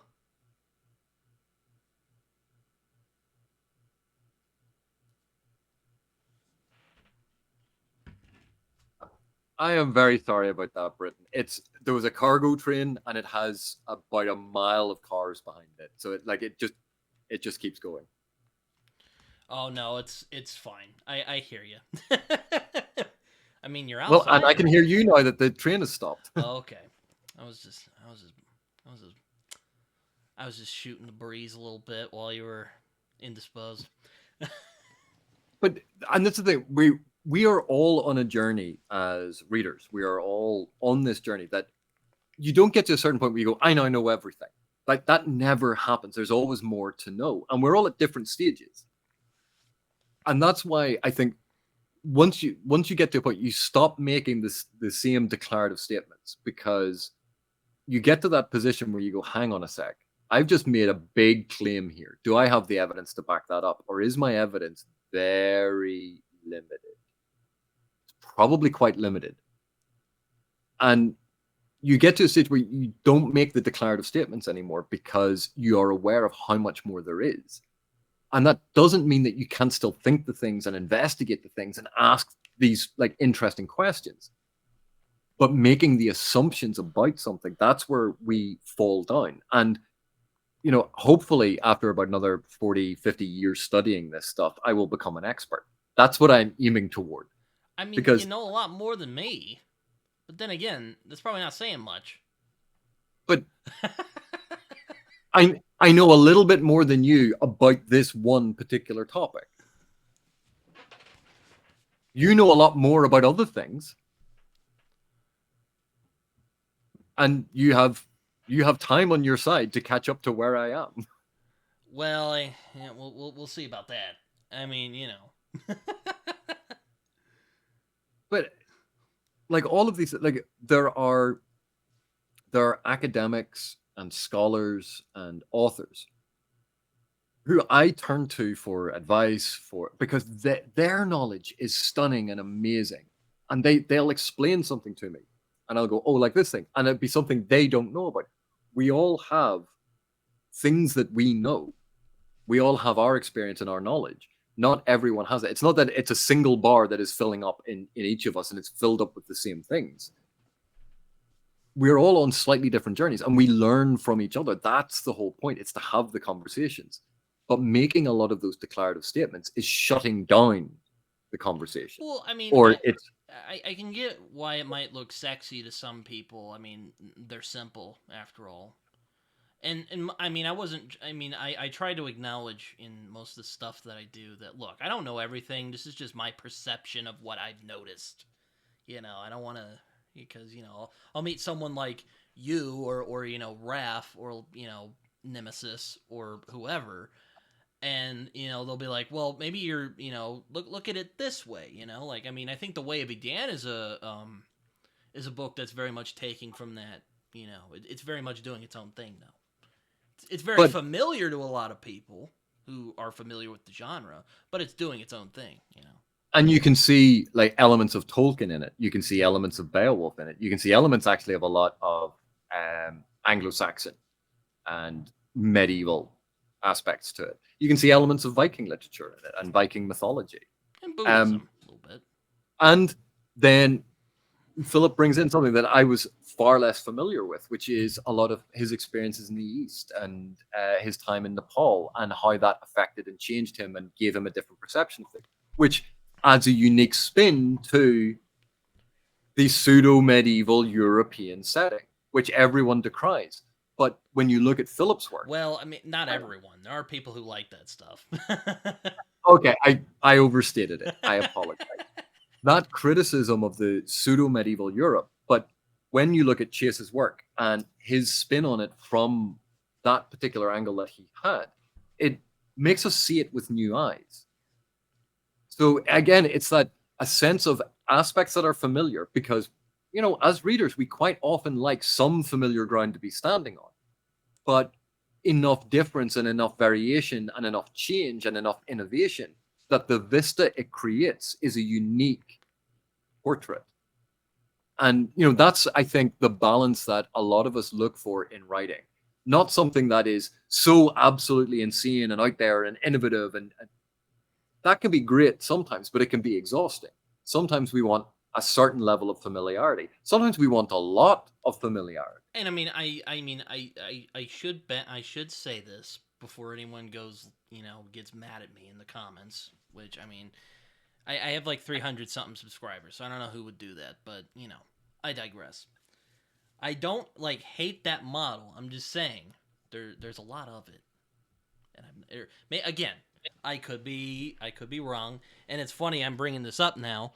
There's a video here that you made. It says not all fantasy is from Tolkien, and I think Steven Erikson is there. So there we were chatting about Hard as a different influence, and I think Burroughs as well, and that tradition, particularly from the pulps. Also, do you spoil Malazan at all in that video, or do you remember? No. Oh, okay, good. All right, I might watch that. But there are, because Erikson he's a huge fan of Hard. He loves Hard's writing, and he loved Burroughs. And I quite like Howard too. I think he's a lot, but aside from fantasy, I think he gets overlooked a lot because he was a pulp writer, which But a lot of the pulp writers were overlooked. And don't get me wrong, there's bad pulp writers out there, but then there's some like Howard who are amazing, while still being in that style, But to go back to that initial distinction that some snobs make about literature versus commercial fiction, you go, right, okay, but Dickens wrote commercial fiction. Dickens was writing commercial fiction. Yeah, he was like the Stephen King of his day. And Shakespeare wrote commercial drama. Like, what's your point? Like, what's the problem? Why is Shakespeare trying to put bums on seats? Fine. But an author today trying to get readers to read, it's all commercial and it's not proper literature. You go, that's what Shakespeare did. Like, wind your neck in. Like, Shakespeare was all about the everyday person coming to the theater for entertainment. That's who he was entertaining. Mm-hmm. It's definitely it's a complicated subject, and I've heard that, and I think it's interesting. I've not read Malazan yet, and I'm sure you've heard this a dozen times, but I tend to stick a lot to trilogies, and Malazan are 10 very chunky books, so I don't really know what to do with that. But Right. I have I'll let you in heard. a little. I'll let you in a little secret. You can read book one, and then set it aside for a while. After you finish book one, set Malazan aside, and then next year read book two, and that way you're only reading one book, and you no longer have to think, well, I can manage a trilogy. What's the difference between reading a trilogy and reading a 10-book series? You go, oh well, it's over 3 times as long. You go, yeah, but break it up. You're reading. You can put it down at any point. Like there's no, oh, once I've opened and looked at page one, I am now committed to reading to the end of the 10th book all in one go. Like it's a book. Like there's nothing scary about a book unless it's being thrown at you with great force, particularly a fantasy So like tome. even like Gravity's Rainbow, would that be like? But that's not a scary book. It's just a book. it's an epic postmodern book that some people call unreadable. That might put some people off. But so read the first few pages if you're interested in it. Keep reading if you're not interested. No one's forcing you to read it unless you're in like a class and that has been the assigned text. But this idea where people go, oh well, I'm going to read Malazan, so I have to read all of Malazan all in one go. You do realize that that's not how they were published, like one a year. So you can take a year break between books. That's how everyone else did it. That's how we all read it before the 10th book had come out. Like that exists as a concept. I mean, I guess the main criticisms I've heard about Malazan, and I'm sure you've heard this a lot. Sorry about that. Is let me see. It's too difficult, or he throws so much stuff at you, you don't really know what the plot is. That's one I've heard from a friend of mine. Okay, define plot for me. I didn't make the criticism. This is just what I heard. But this is the thing. People go, oh well, you don't know what the plot is. Well, okay. Well, what do you mean by plot? The events of the story? You go, well, what? Hang on. What do you mean by story then? Define story. Well, I don't really know. You have read classics. You have read philosophy, right? Yes. There is nothing in Malazan that is going to be more challenging than reading a philosophical treatise. Nothing. It's not as complicated as that. It's a story. It has characters. It has narrative events that are causally linked. It has different points of view. Though I guess I'm more intrigued by Malazan because it actually seems like something I would like. Because, I mean, compared to something like Wheel of Time where I've heard about it and I'm just like, you know what? Doesn't sound like it's for me. I'll try it someday, so I won't. Maybe. But it doesn't sound like I'll get really a lot out of it. But Malazan actually sounds like something I might get something out of. Because, I've heard it's not a traditional fantasy story. So it's in conversation with the fantasy genre. One of my problems with statements like that is, well, I've been told. By whom? Well, the people. And it's the same when we hear, and it's when you hear those arguments. Well, they say this. You go, define they for me, because if you can't define who told you this, if you don't know who had that opinion and why they had that opinion, then that opinion doesn't have the context for you to judge whether or not it's a fair judgment. Because like that. If someone has read, there you go. Or let me find another one. Hope you saw that, by the way. You can, if I put this. Yeah, I've seen that video. I've also seen how he breaks down other novels, and he has a very particular view of what a story should be. And also, for an author, he's not exactly a particularly good reader. It gets to this point of the video. I do agree with you though that he has a particular view of what stories should be. I'll give you that. Well, for instance, I don't know if he's a bad reader though. That I might. Okay, well, if you look at his video where he breaks down, I think it was the opening of Harry Potter, and he completely misreads the tone. Or that right there. Well, I can't. But he completely that's misreads the tone, rewrites it, and Americanizes it. You go, but you've just lost the whole fact that it's English. It's set in England, in Little England. And he changed all of that without realizing that that was there. And so you can find instances. Go on Goodreads, go on Reddit of I hate the Malazan series. You can also go on these things and people say I love the Malazan series. But these are like opinions of people I respect. It's not just, random idiots I find on YouTube or something. I don't know. But again, not just random rabble on Twitter or something like that. No, but when someone says I didn't like it because it doesn't do this thing, you're like, well, okay. What have you read that you think it should have done? And people say, oh, well, it doesn't have a plot. And you're like, well, then you don't understand what plot means. And if you're saying it doesn't have a plot, you don't understand what plot means. Therefore, I can dismiss your opinion because you don't know what you're talking about.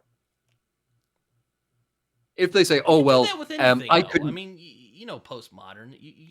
I'm sure you could deconstruct anything if you think about it for a minute. I know, but plot are the causally narrative, the narrative events in the sequence in which they are narrated to you. That's what a plot is. That's the definition of plot. Narrative events in sequence as narrated to you. And if someone says, this book doesn't have a plot, I'm going, you don't know what you're talking about because there are narrative events and they are narrated in a sequence. Therefore, you're an idiot. If someone says, oh, well, I didn't understand the story. You go, right. Your inability to understand story is not my problem. I'm not you. If they had said, I don't like this, you go, that's fine. Everyone's entitled to their likes and dislikes. But it's when people try to dress up a preference for a certain narrative style or a certain narrative approach as this objective evaluation. Basically, I lose so much respect for people when they do that. So did you not like Jordan's video about objectivity in art? Or iWizard? Did you watch that video? Where you talk? I watched the start of it, and then I went, no, I disagree with this, and turned it off. But let me ask you a very simple question.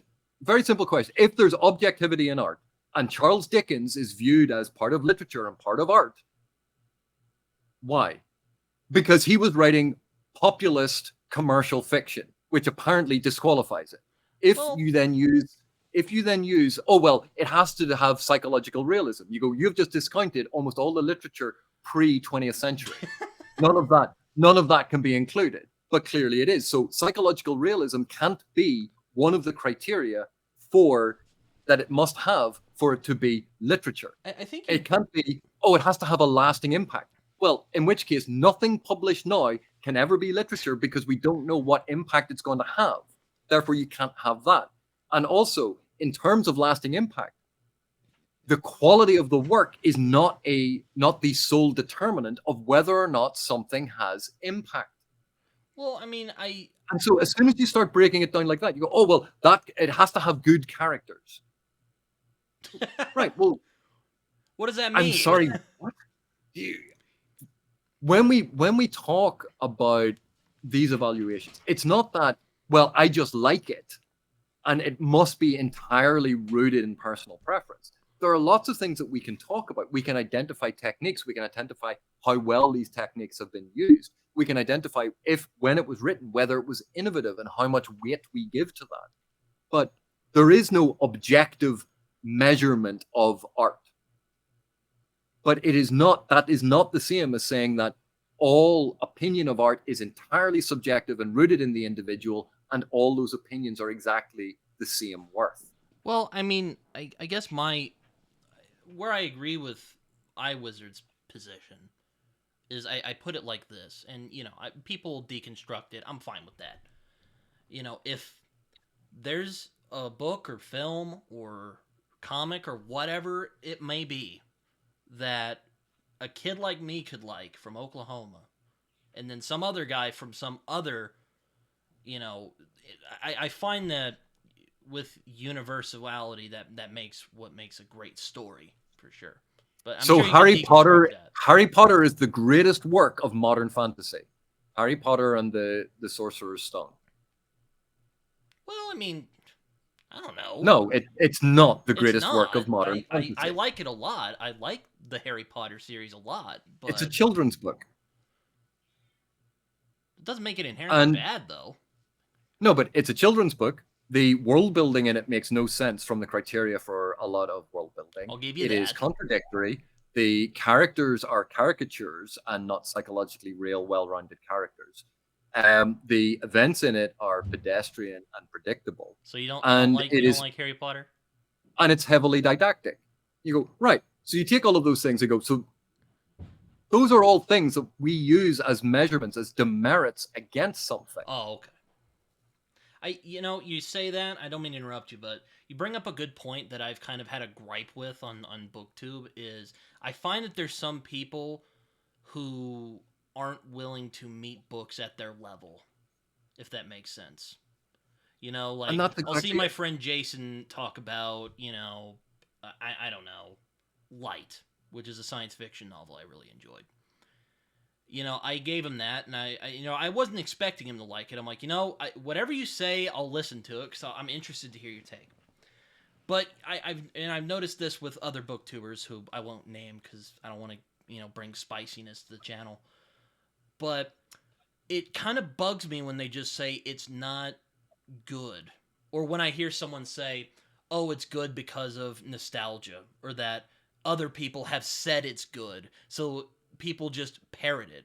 Because I'm like, people don't fucking... Okay, you know what? Fine, I'll give you that. There are some idiots out there who will just parrot stuff because they can't think for themselves. But it's not just like I watch Citizen Kane and go like, oh, I like it because it's an old movie. You're making an assumption that I think misses the point of something that I enjoy. Like, I enjoy Citizen Kane.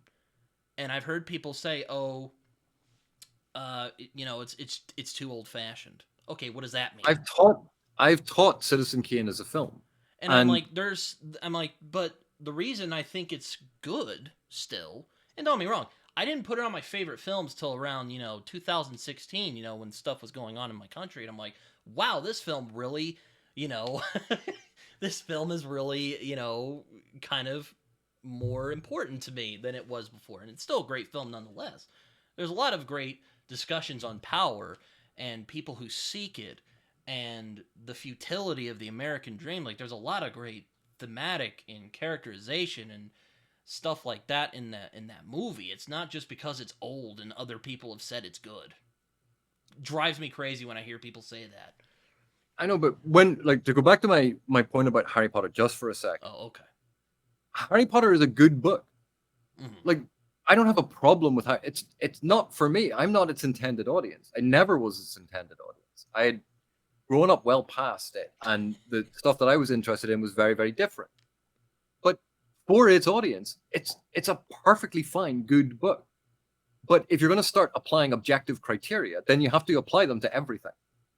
You have to apply them equally to all the different texts. And suddenly there are a whole lot of texts that you would say, well, this is good, is going to fail on those criteria. That's why I object to that sort of position. But something like Citizen Kane, right? Highly influential, and it had a lot of brilliant shots in it, and it's a really interesting film, good theme work. But for a certain audience, you might go, but Wall Street is doing the same thing with Michael Douglas in the 1980s. If Michael Douglas was not in that movie, it would have sucked. At least in my opinion. But continue on with your point. But people that might be the film that is more resonant. And again, when we get into personal resonance and when we get into personal preferences and whether we like or dislike something, liking and disliking is usually a signifier of something. But it is not the be-all and end-all in and of itself. And Citizen Kane is a great movie. It's not going to be on my top list of all movies of all time because I don't enjoy it as much as, say, I enjoy Paul Verhoeven's Starship Troopers. I really enjoy Paul Verhoeven's Starship Troopers more than I enjoy Citizen Kane. But if I'm going to talk about cinematic techniques and I want to talk about all of these different things and I want to talk about that, I'm going to use Citizen Kane. I'm not going to use Starship Troopers. that there are certain things get christened into the canon or get highlighted as this is this key text. Is Shakespeare still popular today because Shakespeare was identified as a text that we will teach and therefore it has been promoted for the last 150 years? Or is it because of its lasting worth? Or is it because we've educated people and said this is lasting worth and therefore they've educated people to say this, they say it's not lasting worth? Like, we've set up the rules of the game to meet the preferences of the things that we like, and then point to those things and say, but they fulfill the rules of the game. But we designed those rules with those things in mind. There's a self-perpetuating Ouroboros about this. And that doesn't discount everything, but it is something that has to be borne in mind. And people can love and hate all sorts of texts for all sorts of reasons. And people can say, this is an absolutely brilliant text because, and as soon as they start listing why, that is the interesting thing. Saying something is good or bad is usually can be dismissed. Saying, oh, this doesn't do good characterization. Like, well, it's all indirect characterization. I know, but characterization should be direct. Like, not if it's indirect characterization, it shouldn't be. Oh, well, this is just the chosen one character. You never finished the book. How do you know?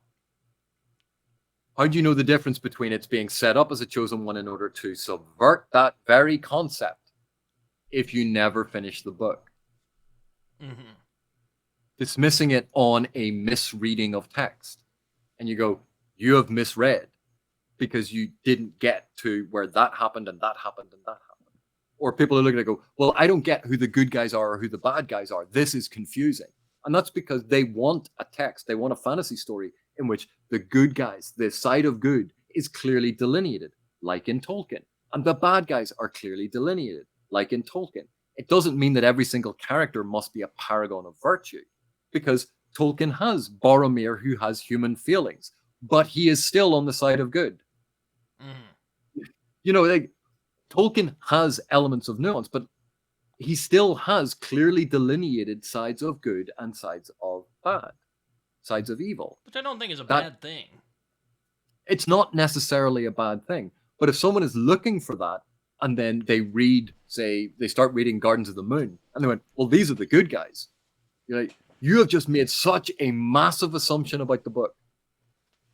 How many times do you have to pay attention to the fact that just to spoil the prologue for you, Malazan soldier walks along and slaps an old woman in the face, killing her, and there are no repercussions. Oh, shit. How are the Malazans the good guys?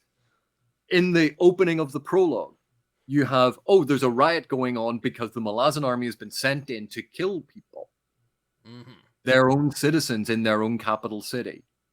And people go, oh yeah, the Malazans are the good guys, as if this simplistic moral binary is what is happening in the book, when the first 5 pages should dissuade you of that and say that you're an idiot not paying attention to the text if you cannot see that that point has already been disproven.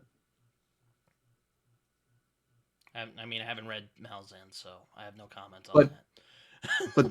But that's what I mean by, if you discount the evidence that is actually in the text to fit with your preconceptions and you are projecting that onto the text and you go, this book is bad, what you're doing is you're talking more about what you wanted, not what the actual book was doing.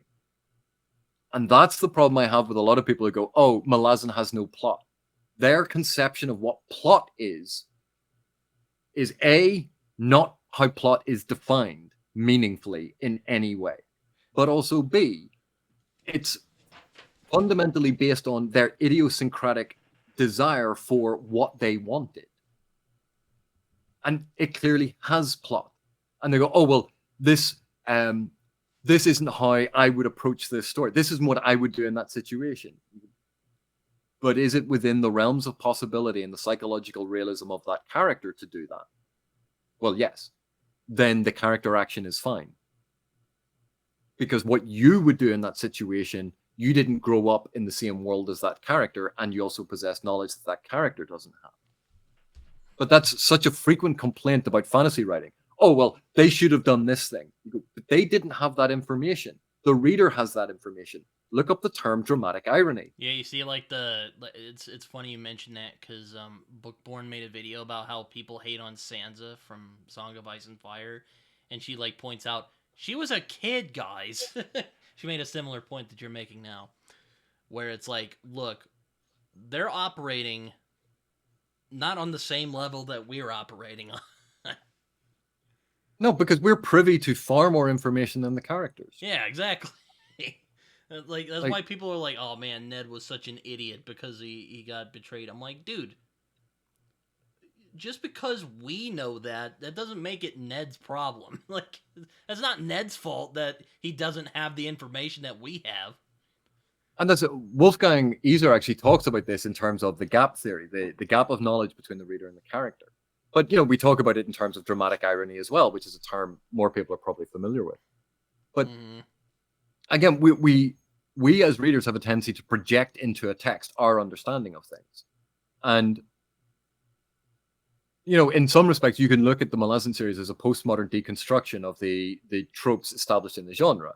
But in order to deconstruct a lot of the tropes, quite often you have to appear to be setting them up before you deconstruct them, or you lose the reader in what you're actually doing. And again, not everyone wants to read that. But nothing for everyone. And that's, someone goes, oh, well, I wouldn't recommend this book to everyone. I went, there is no book that I would recommend to everyone. Because either you think that everyone's an idiot, or you don't understand that people have different preferences. Like, what one book would you recommend to everyone? You're like, no. Winnie the Pooh, maybe, if you're Raph. No, but there's a very strong argument for that. But my dad wouldn't want to read it, and my brother wouldn't want to read it, but his kids might, and my brother would read it to his kids. But I know my brother, and my brother wouldn't be interested in it. It's not the type of book that he would want, and he wouldn't react well to it. Like, that's because I know my brother. Everyone has different preferences. Yeah. But going back to the point I've been griping about, it does seem that there are some people out there who just don't want to meet a book at the level that the book is wanting to.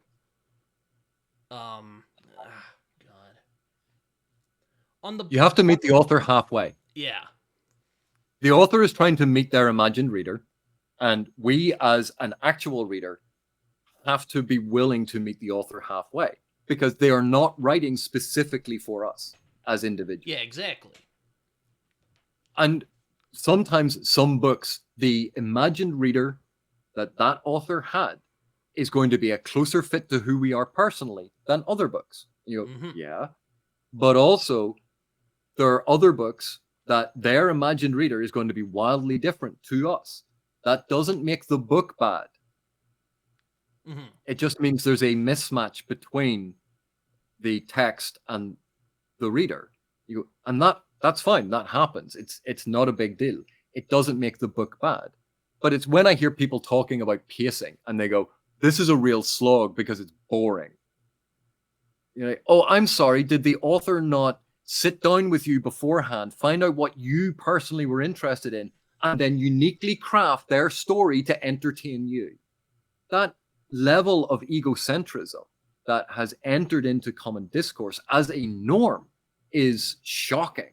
The idea that we can't see outside our own preferences and biases to realize that we are part of other readers, and our views are not representative of all readers, or even the majority of readers. This used to be easily understood, but for some reason in the modern day, perhaps because of the emphasis that social media has placed on valuing our individual opinion as if we're all important.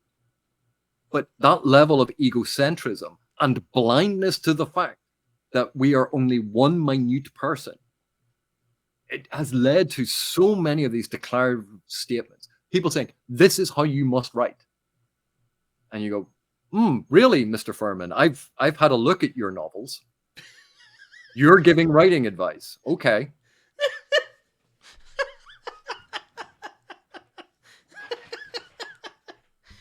Oh, I hope Jason doesn't Please watch go on this. with your sparkling insight into how writing functions. Oh, I'm so sorry, Jason, if you get this far.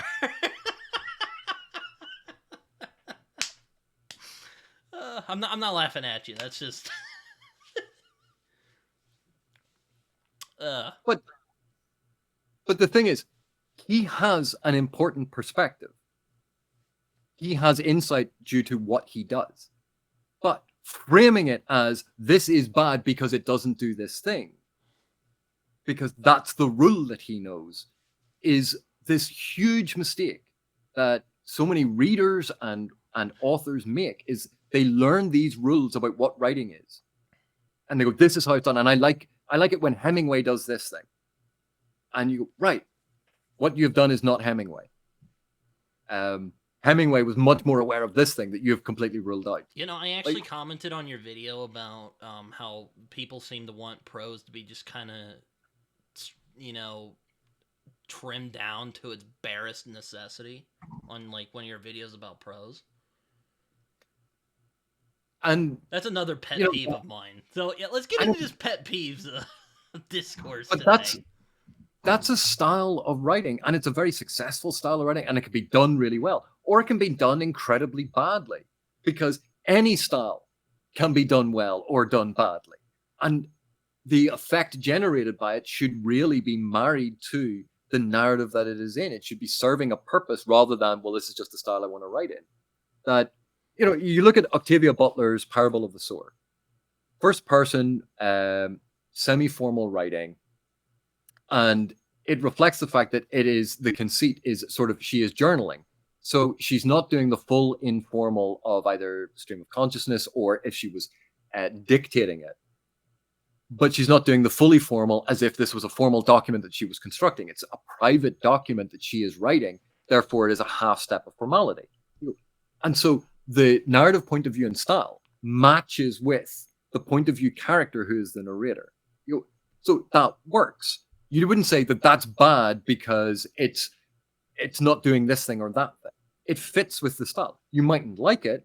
You might prefer third person past tense with a subjective rather than objective, with a semi-omniscient look into the person's memory or their mind, their thoughts. You might want to be able to dip in, or you might want multiple perspectives, multiple POVs split out over the whole thing. There are all these things that we want, but they serve a purpose. And no text is ever perfect.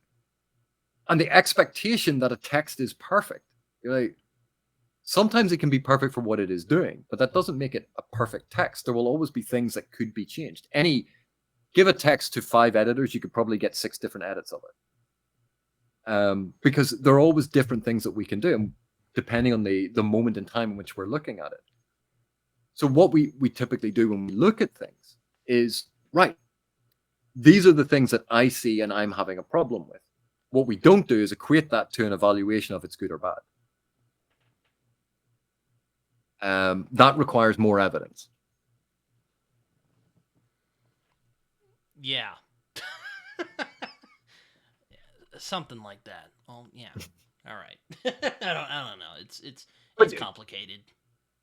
Yeah, and you know that modern style, particularly of very sparse pared back. I wrote a novel called The Plague of Nightmares, which I'm still on the editing thing of. And I remember the people who I kind of gave to as like alpha readers were saying like, oh, maybe you should cut this back, you know, when I'm like, I wanted to be more descriptive. And I was just like, well, why are people so obsessed with making things more terse and, you know, stripped back? Now, there is nothing wrong with that kind of style. There are writers I like who have that style, but, you know, I don't want to be told that. Or, well, I mean, I don't have to agree with every piece of, you know, feedback I get. You know, that's fine, and I do appreciate the feedback I get. But like, it's just like there's this kind of, I guess when people go like, "This is how it is," and I think, not necessarily. That's my problem. That's what I have an issue with. And the example that I frequently give is when people talk about the Gothic, and you go and you read a supernatural Gothic, and it has this sumptuous Gothic language that is Mm-hmm. specifically being evoked to give you that sense of the Gothic. You go, oh well, you need to get rid of adjectives. You need to trim this all back. That's excessive. That's purple prose. You're like, fuck off. The thing is, you can write a Gothic story without that language. It doesn't necessarily make it a better story. Yeah. That the language, the style that you're using to express the story, that can be that is part of the narrative. And you look at something like Gormenghast, and you go, oh yeah, that book would be the Gormenghast trilogy would be so much better if it was all done. Which I'm hoping to read sometime soon this year. I was going to read it during the summer, but I'm like, maybe I'll just switch it to September. Seems like a better time of year to read that. But anyone who thinks that Gormenghast would be better if the language had been streamlined and trimmed down and made more basic, and no, that's a different book. The language being used, look at how it is being used. Look at what it evokes. Look at the effects that it is creating. And that is being used very deliberately for those effects. You mightn't like those effects. You might want those effects. That's all fine.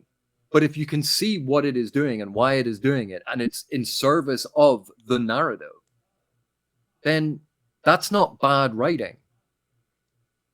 And it's the same with, when people point to the book that they like and they go, oh, this thing, I like this style. Like, there are certain styles that I enjoy more than others. Yeah, but I don't then turn to those other styles that I don't like as much and go, well, this is just bad. They should have done that thing. Because I'm not a 5-year-old child. I'm an adult. I'm aware of the fact that there are things that I don't like, that are doing things that I don't like, that are still good. And yet there is that level of the conflation of personal preference about this is how I understand the thing, therefore it must do that. And you're going, the more that you read broadly in literature, the more you see that there isn't any one way to do something. There are 1,000,001 ways to do something. And they can all be equally good. That's what I try to keep in mind when I read is, not every great story is done the same way. I like Shakespeare for a completely different reason than I like, Cormac McCarthy or someone like that. But you can even take the same story and tell it in different ways for different effects. The Tempest and Forbidden Planet. Isn't that a movie? Yeah. Oh, it's a pulp science fiction movie. Forbidden Planet. It's The Tempest. It's an adaptation of The Tempest. Oh, really? Oh, interesting. I'll have to watch that movie. But you look at Ran and go, it's King Lear. Yeah, it's a great movie. It's the same story. They've just tweaked it. But because some of the surface level details have changed, people go, oh, it's entirely different. No, it's the same thing. And that's why I get frustrated with this, because there are so many interesting things that you can say about text, about narrative, about writing. I can see him bringing out the grumpy man in you. So, well, that and it's late. But there are so many things that you can say without, well, this is bad, or I can fix this. Because if you say I can fix this, you're saying there is a mistake here. Because the only way you can fix something is if something is broken. And therefore, this isn't done well. And you go, right. But I've just I can make a rationale for why it is done that way.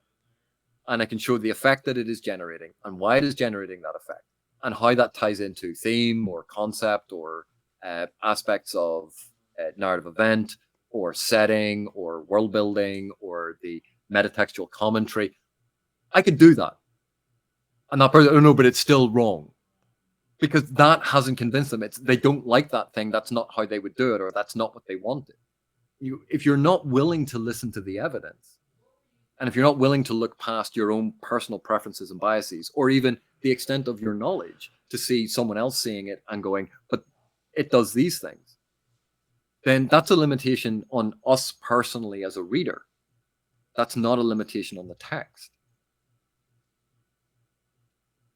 Mm-hmm. I hear you. But no, it's just kind of frustrating to me because I do read a lot of different books, and there are different books that I appreciate for different reasons. Like I don't appreciate let me think. I don't appreciate Conan for the same reason that I appreciate something like Lord of the Rings, or I don't appreciate something like American Gods for the same reason I appreciate something like what's a good example? Dante's Inferno. Yeah, Dante's Inferno. I haven't actually sat down and read that, but yeah, sure. Or Paradise Lost. I'll go with Paradise Lost. That's an epic I have read. But like Paradise Lost is a really interesting one because I remember there was a whole argument goes around perennially that there shouldn't be politics in fantasy fiction. And you go and tell Milton that. Go and tell Shakespeare that. I used to be in that kind of crowd, but then I've thought about it over the years, and I'm like, well, I read something like Perdido Street Station. That's a favorite example of mine. Oh yeah, because there's no politics in Perdido Street Station. Yeah, no. None at all. Oh yeah, no, not at all. And I'm like, you can do that kind of very in-your-face political commentary well. There is an art to it. Now, you could argue about if that's being done badly, which that's a whole can of worms. Anything done badly is bad by definition. It is tautologist to say, well, if it's done badly, it's bad. You're like, yes, that's what the word badly means. Like, Jesus. But Fahrenheit 451 by Ray Bradbury, there's a subtle novel that has no didactic political message to it. 1984. Oh, again with the subtlety on that one, Orwell. I didn't see any politics being smacked into my face in that one. Like, but people go, there shouldn't be politics in it. You're like, go away. John Milton literally wrote one of the first well-known defenses of freedom of speech. It was taught to me in one of my journalism classes. So yeah, very didactic man, obviously. But even look at the politics of the Odyssey. Why does Odysseus have a patron in Athena and not in the god of thieves, who is his grandfather or great grandfather, depending on the lineage? I don't know. He's a direct descendant of Hermes. Well, descendant of Hermes. I don't know. But Athena is his patron. Why would that be? Maybe because it was this version that we have was written down sometime when Athens was in ascendancy and was important, and you wanted to flatter the people of Athens. Wouldn't that be a political position? Ovid's, I haven't read it, but I know Ovid's Metamorphoses, also definitely not a political work at all. Definitely not mocking a Roman emperor in that story, while trying to make it look like you're flattering him. And of course, the Aeneid isn't a whole propaganda piece written for the Romans to flatter Rome. There's political stuff in Martin, in Abercrombie, in... Oh, man. Oh, but Britton, don't you realize this is a modern thing? Like, this never happened before. Like, it's Hollywood's gone woke. I hate that. Oh, God, don't even get me started on that. Jeez. It's a book shouldn't be didactic. Well, apart from the ones that are didactic that we like. Books shouldn't be political. Well, apart from the political books that we like. Like these generalized statements get made all the time, and yet they are ludicrous on the face. Like, prima facie, they are ludicrous, unsupportable arguments. Like, if they're ludicrous if you think about it for a few minutes. But people say them perfectly seriously.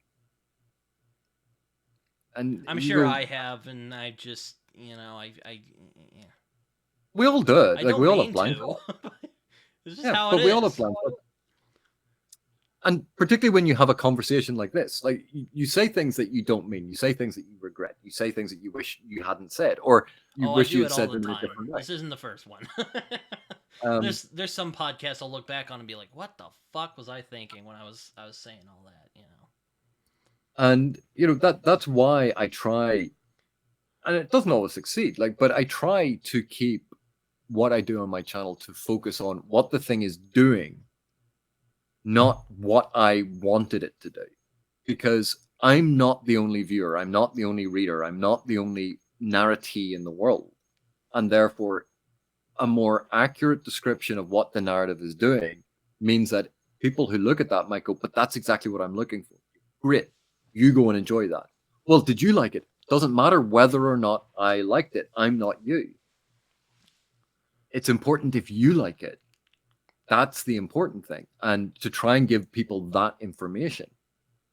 And it's not easy. Like, we are all influenced by our preferences. We are all influenced by our backgrounds and the things that we have previously read. The first time someone, let's say someone has grown up, they have read all of the Brontes, Austen, Eliot, like that's all they had in their house. And then the very first time they pick up Harry Potter and they are blown away because it is so inventive and original and they didn't imagine literature could be like this. Like, yeah, that's how they feel. And if they went, this book is really inventive and original, you go, no, it's not. Because that claim is not supported by the fact that it exists in a genre where there are lots of preceding works. You might be unaware of them. It might feel innovative and inventive to you, but it in and of itself is not innovative and inventive. People go, oh, Tolkien invented elves. Like, no, he didn't.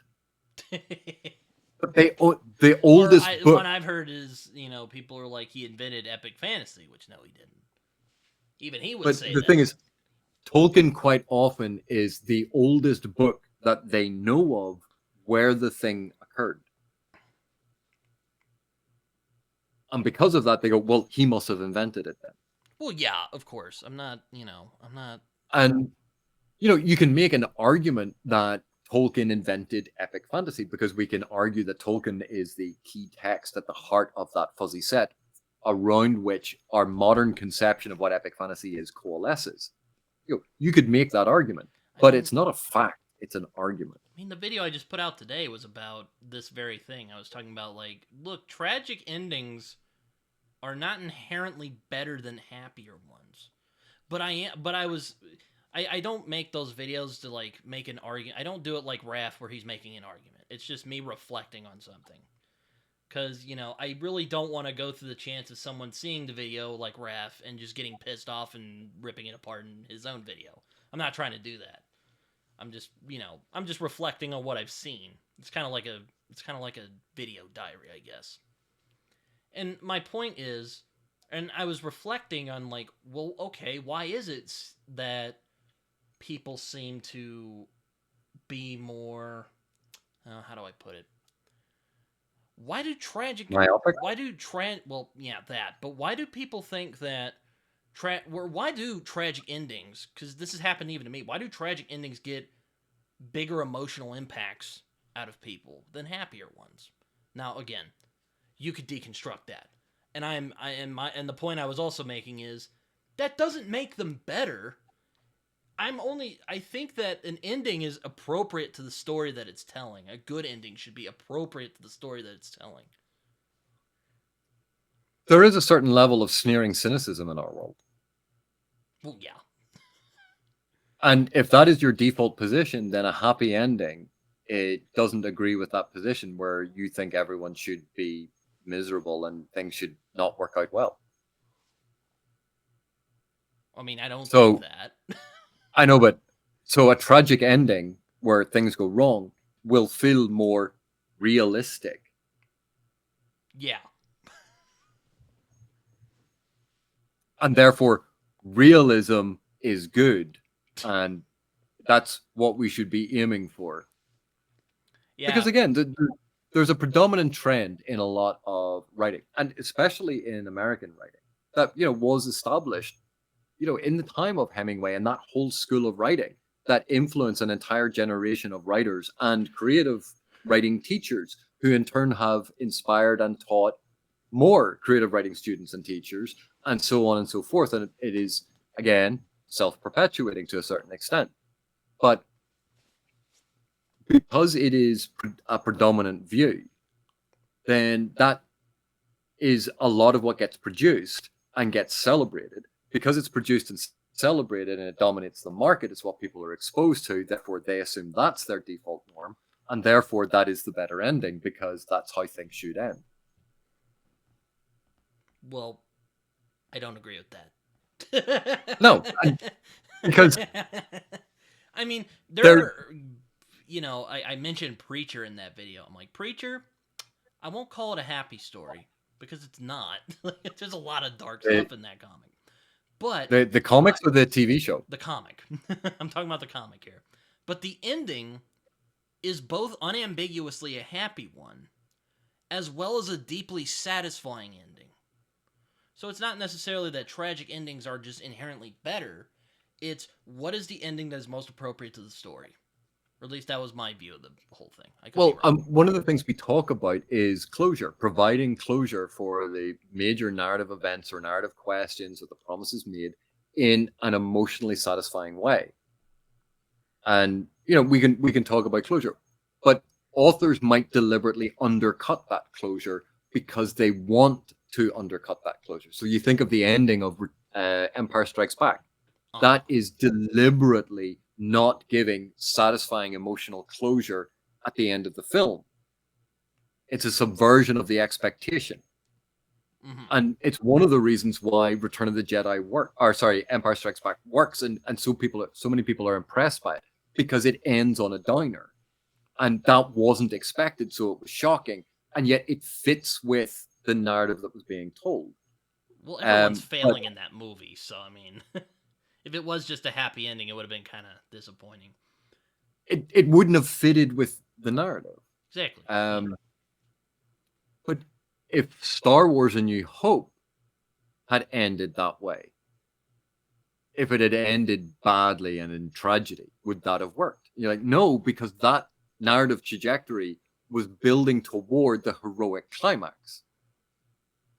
And if that had been undercut, that would have been devastating. And so you can see, have the sort of the comic ending, the tragic ending, then the comic ending. That's, part of how we could look at the structure of the original Star Wars trilogy. And it works because there's contrast. No, it's funny you say that. My friend Jason has kind of talked about this in similar terms that you just mentioned now. It's not new. Well, I know. I just think it's kind of funny. And that's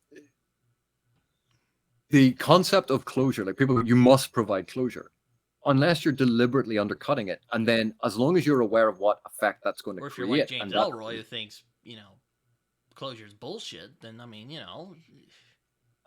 But if you're aware of what denying closure is going to do to the reader, and that's the effect that you wanted to create, then deny closure to the reader. It's being aware of the thing, not that you must have closure.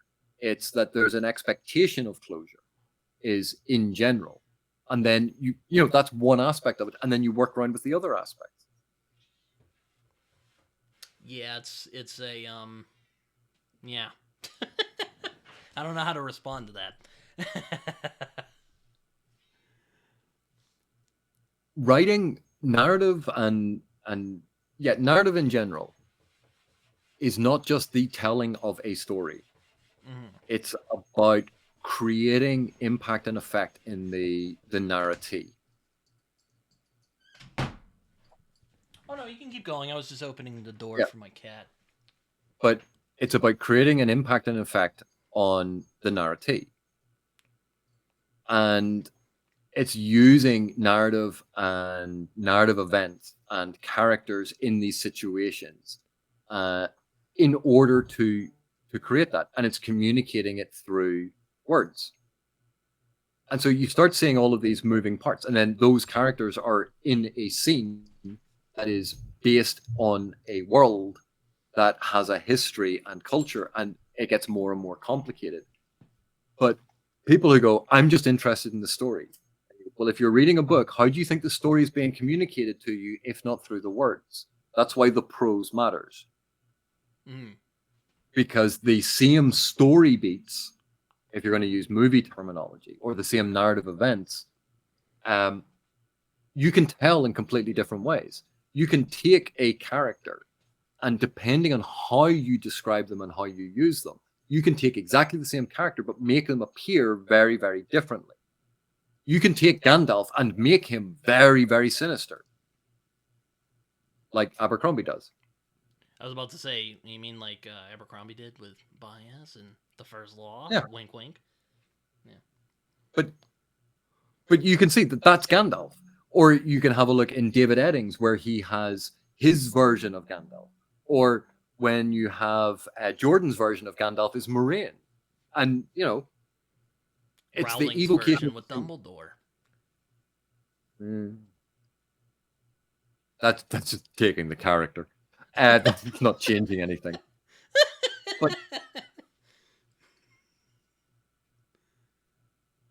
But depending on the author, how they express it, and how they express it is done through the words, and how they use it, which is often through their interaction and actions involving other characters and dialogue. Like, all of those things play into it.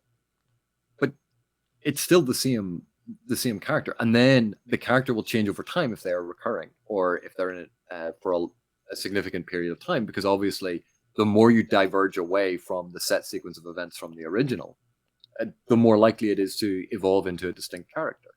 But you can still see the bones of it. Mm-hmm. And that's the thing. What an author is doing with it is expressed through the language. And different language choices, different stylistic choices evoke different things. And thinking that, oh, well, evoking that thing is better, you go, if you're, and this is like an editing thing, if the author is trying to evoke X, and I go, well, this sentence would be shorter if I did this thing, and it's now no longer evoking X, and it's now evoking Y, that is a bad edit, because I have changed the effect that the author was trying to achieve. I might suggest they do that. It will change effect X to effect Y. Are they happy with that effect being changed? But the author has to look at that and go, no, because I need X to be done, not Y. If I wanted Y, I would have written it the way that you have changed it to. And we can get very caught up in, this would be better if it was shorter. Why? Why is brevity? Well, there's so much going on in the world. Yeah, but that is not to do with the complexity or the intrinsic qualities of the work. That has to do with your personal life, your personal lifestyle, the choices you are making, and the amount of free time that you have to do this. Brevity is not necessarily a good thing. But neither is long-windedness. Hence, using a pejorative term like long-winded. That's the point. It's trying to find that sweet spot. And that sweet spot is going to be different for different readers. So, like, when someone says that Malazan is long-winded, does that get you up and going? No, the one that bugs me is, this could have been shorter. And you're like, congratulations. Are you thinking of becoming a detective? Because that's a stunning realization that a book that's this thick could have been shorter. It also could have been longer. There's a revelation. Are there any other pearls of wisdom that you would like to drop at my feet? I'm sorry if I'm, like, getting you irritated. No, but... Jeez. But the thing is, it's, oh, this could have been shorter. And you go, well, okay. So there's a famous sequence in book 2, and I won't go into it because you haven't read it, but there's a famous sequence in book 2, and it takes the reader on this long journey with a certain point of view. And over that journey, the character's point of view shifts from being very, very cynical. Then they go through this whole thing of deprivation and exhaustion, and the reader is dragged along with them until ultimately this point of view character becomes a believer. And the reader, because of that point of view choice, the reader is brought along on that and experiences it with them. And people go, well, this could have been shorter. But if you make it shorter, then you have just changed the journey. How do you get to that point of identifying with the exhaustion of the character if you haven't illustrated? You go, oh, well, he was very tired. You go, congratulations, just made it really, really short. Oh, they journeyed for 6 months. Oh, right, yeah, that's a lot shorter. It's not the story anymore. It's how it's done, is what you're saying. And other people might say, oh, but you could have added in, you could have made that even longer because I wanted more of that. You go, yeah, there are some people who wanted it longer. There are other people who wanted it shorter. That has to do with preference. But when we look at it, if we look at the effect, okay, could I, if I had to, if I went through, can I keep exactly the same effect, but by tweaking the language, by shortening sections? Is that section needed? And when you say something like needed for what? Is it needed for the causal link between narrative actions? Is it needed for character development? Is it needed for development of the world so the world will make sense? Is it needed for the setting? Like when you say it's needed, they go, oh, but needed for the narrative. But the narrative is made up of all of these things. It's not just the causal link. It's not just the narrative event. These are all interrelated concepts that are mutually supportive.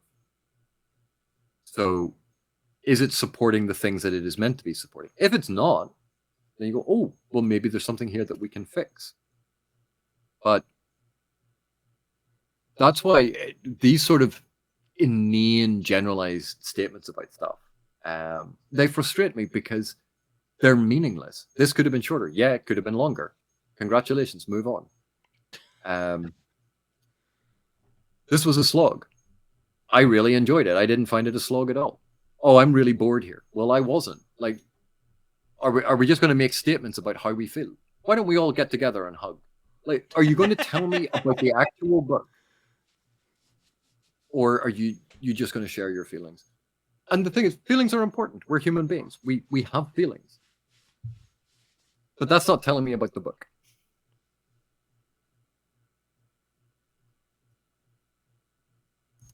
Yeah. Again, I'm not entirely sure how to respond to that. That's a lot of information.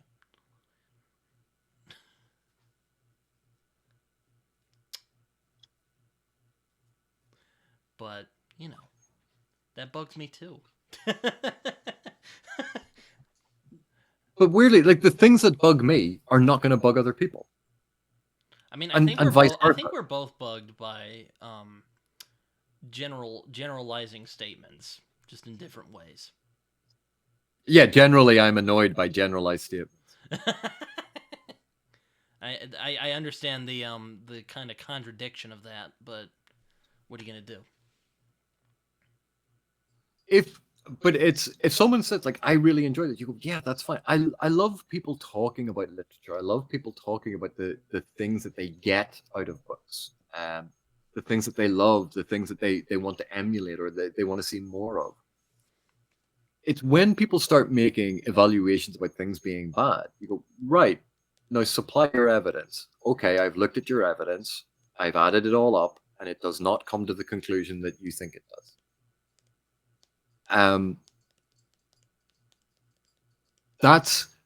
want people to be engaged in discussing about literature. Mm-hmm. I want people to be engaged in discussing about narrative and enjoying things.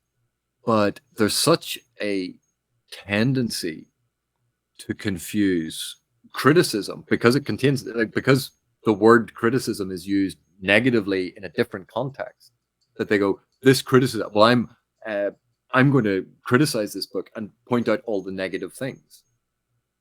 But that, you complained about the pacing. There's nothing wrong with the pacing in this. There's good variation between things.